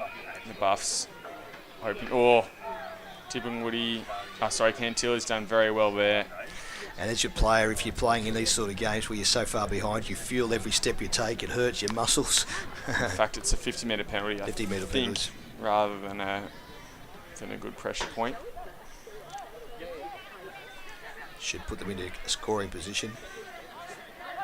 Didn't take his full 50 that time. Finds Cooper. He'll roll around. No, he won't sell us a bit of candy. And comes out onto the wing with Hampton. Good kick into from the Hampton. Pocket. Yep. Oh, done a hamstring or hurt himself a little bit there. So Lipo's opportunity now for goal number 2 of the quarter and of the game. He'll be lining up from the apex of the 50-metre arc and the boundary line. Should be a good chance here for the birdie to get his second. And there goes the siren. So this will be the final kick of the day. Can he reduce it to below a 50-point margin? It's a decent-looking kick, and it's gone through. And a little bit of a calf pump and a hamstring stretch to celebrate as the Tiwi Bombers will win by 49.17-23, 125 to 11-10-76. Mark Dodge, how did you find the game? Oh, look, it was exciting to watch the Tiwi really hit their straps. 7 goals from Cantilla was fabulous. Willie Rioli Jr., he was in amongst the players there that said a lot of stuff. He was brilliant. Jack Steele. On the opposition, look, there was plenty. Coulthard gave plenty all day. I thought they kept running hard at it, but just need to find a way to separate their players a little bit and make sure that they're in a winning position. Jackson Clark, I thought, had a good game, but gee, it was a good demonstration of territory football from the Tiwi Bombers, who looked like they could take all before them when they play like that. Yeah, absolutely. I think you hit the nail on the head with some of those plays there. A pretty well-rounded performance from the Tiwi Bombers. Probably gave them a little bit of confidence as well as they head forward. They've had some closer games to start the season, but a few losses which didn't necessarily help, and I think it'll put them back on track for season 25-26, and maybe a bit of a reality call that the Buffaloes needed. They would have thought they were better than that against a team like the Bombers, and they'll come out next week hoping to win a better performance. I certainly thought they'd be better than that today. I thought they were a good chance to take this game, or at least go close to it. But Bombers wanted to make a statement on their home ground, their home turf, in front of their family and friends of Wurrumiyanga Oval here, and they played some terrific football. It's been a fabulous game to watch from that point of view, and I hope you've enjoyed our coverage today from Wurrumiyanga Oval here on Tiwi Bombers, and we'll catch you next time. Enjoy the rest of the coverage and the rest of the games for the day.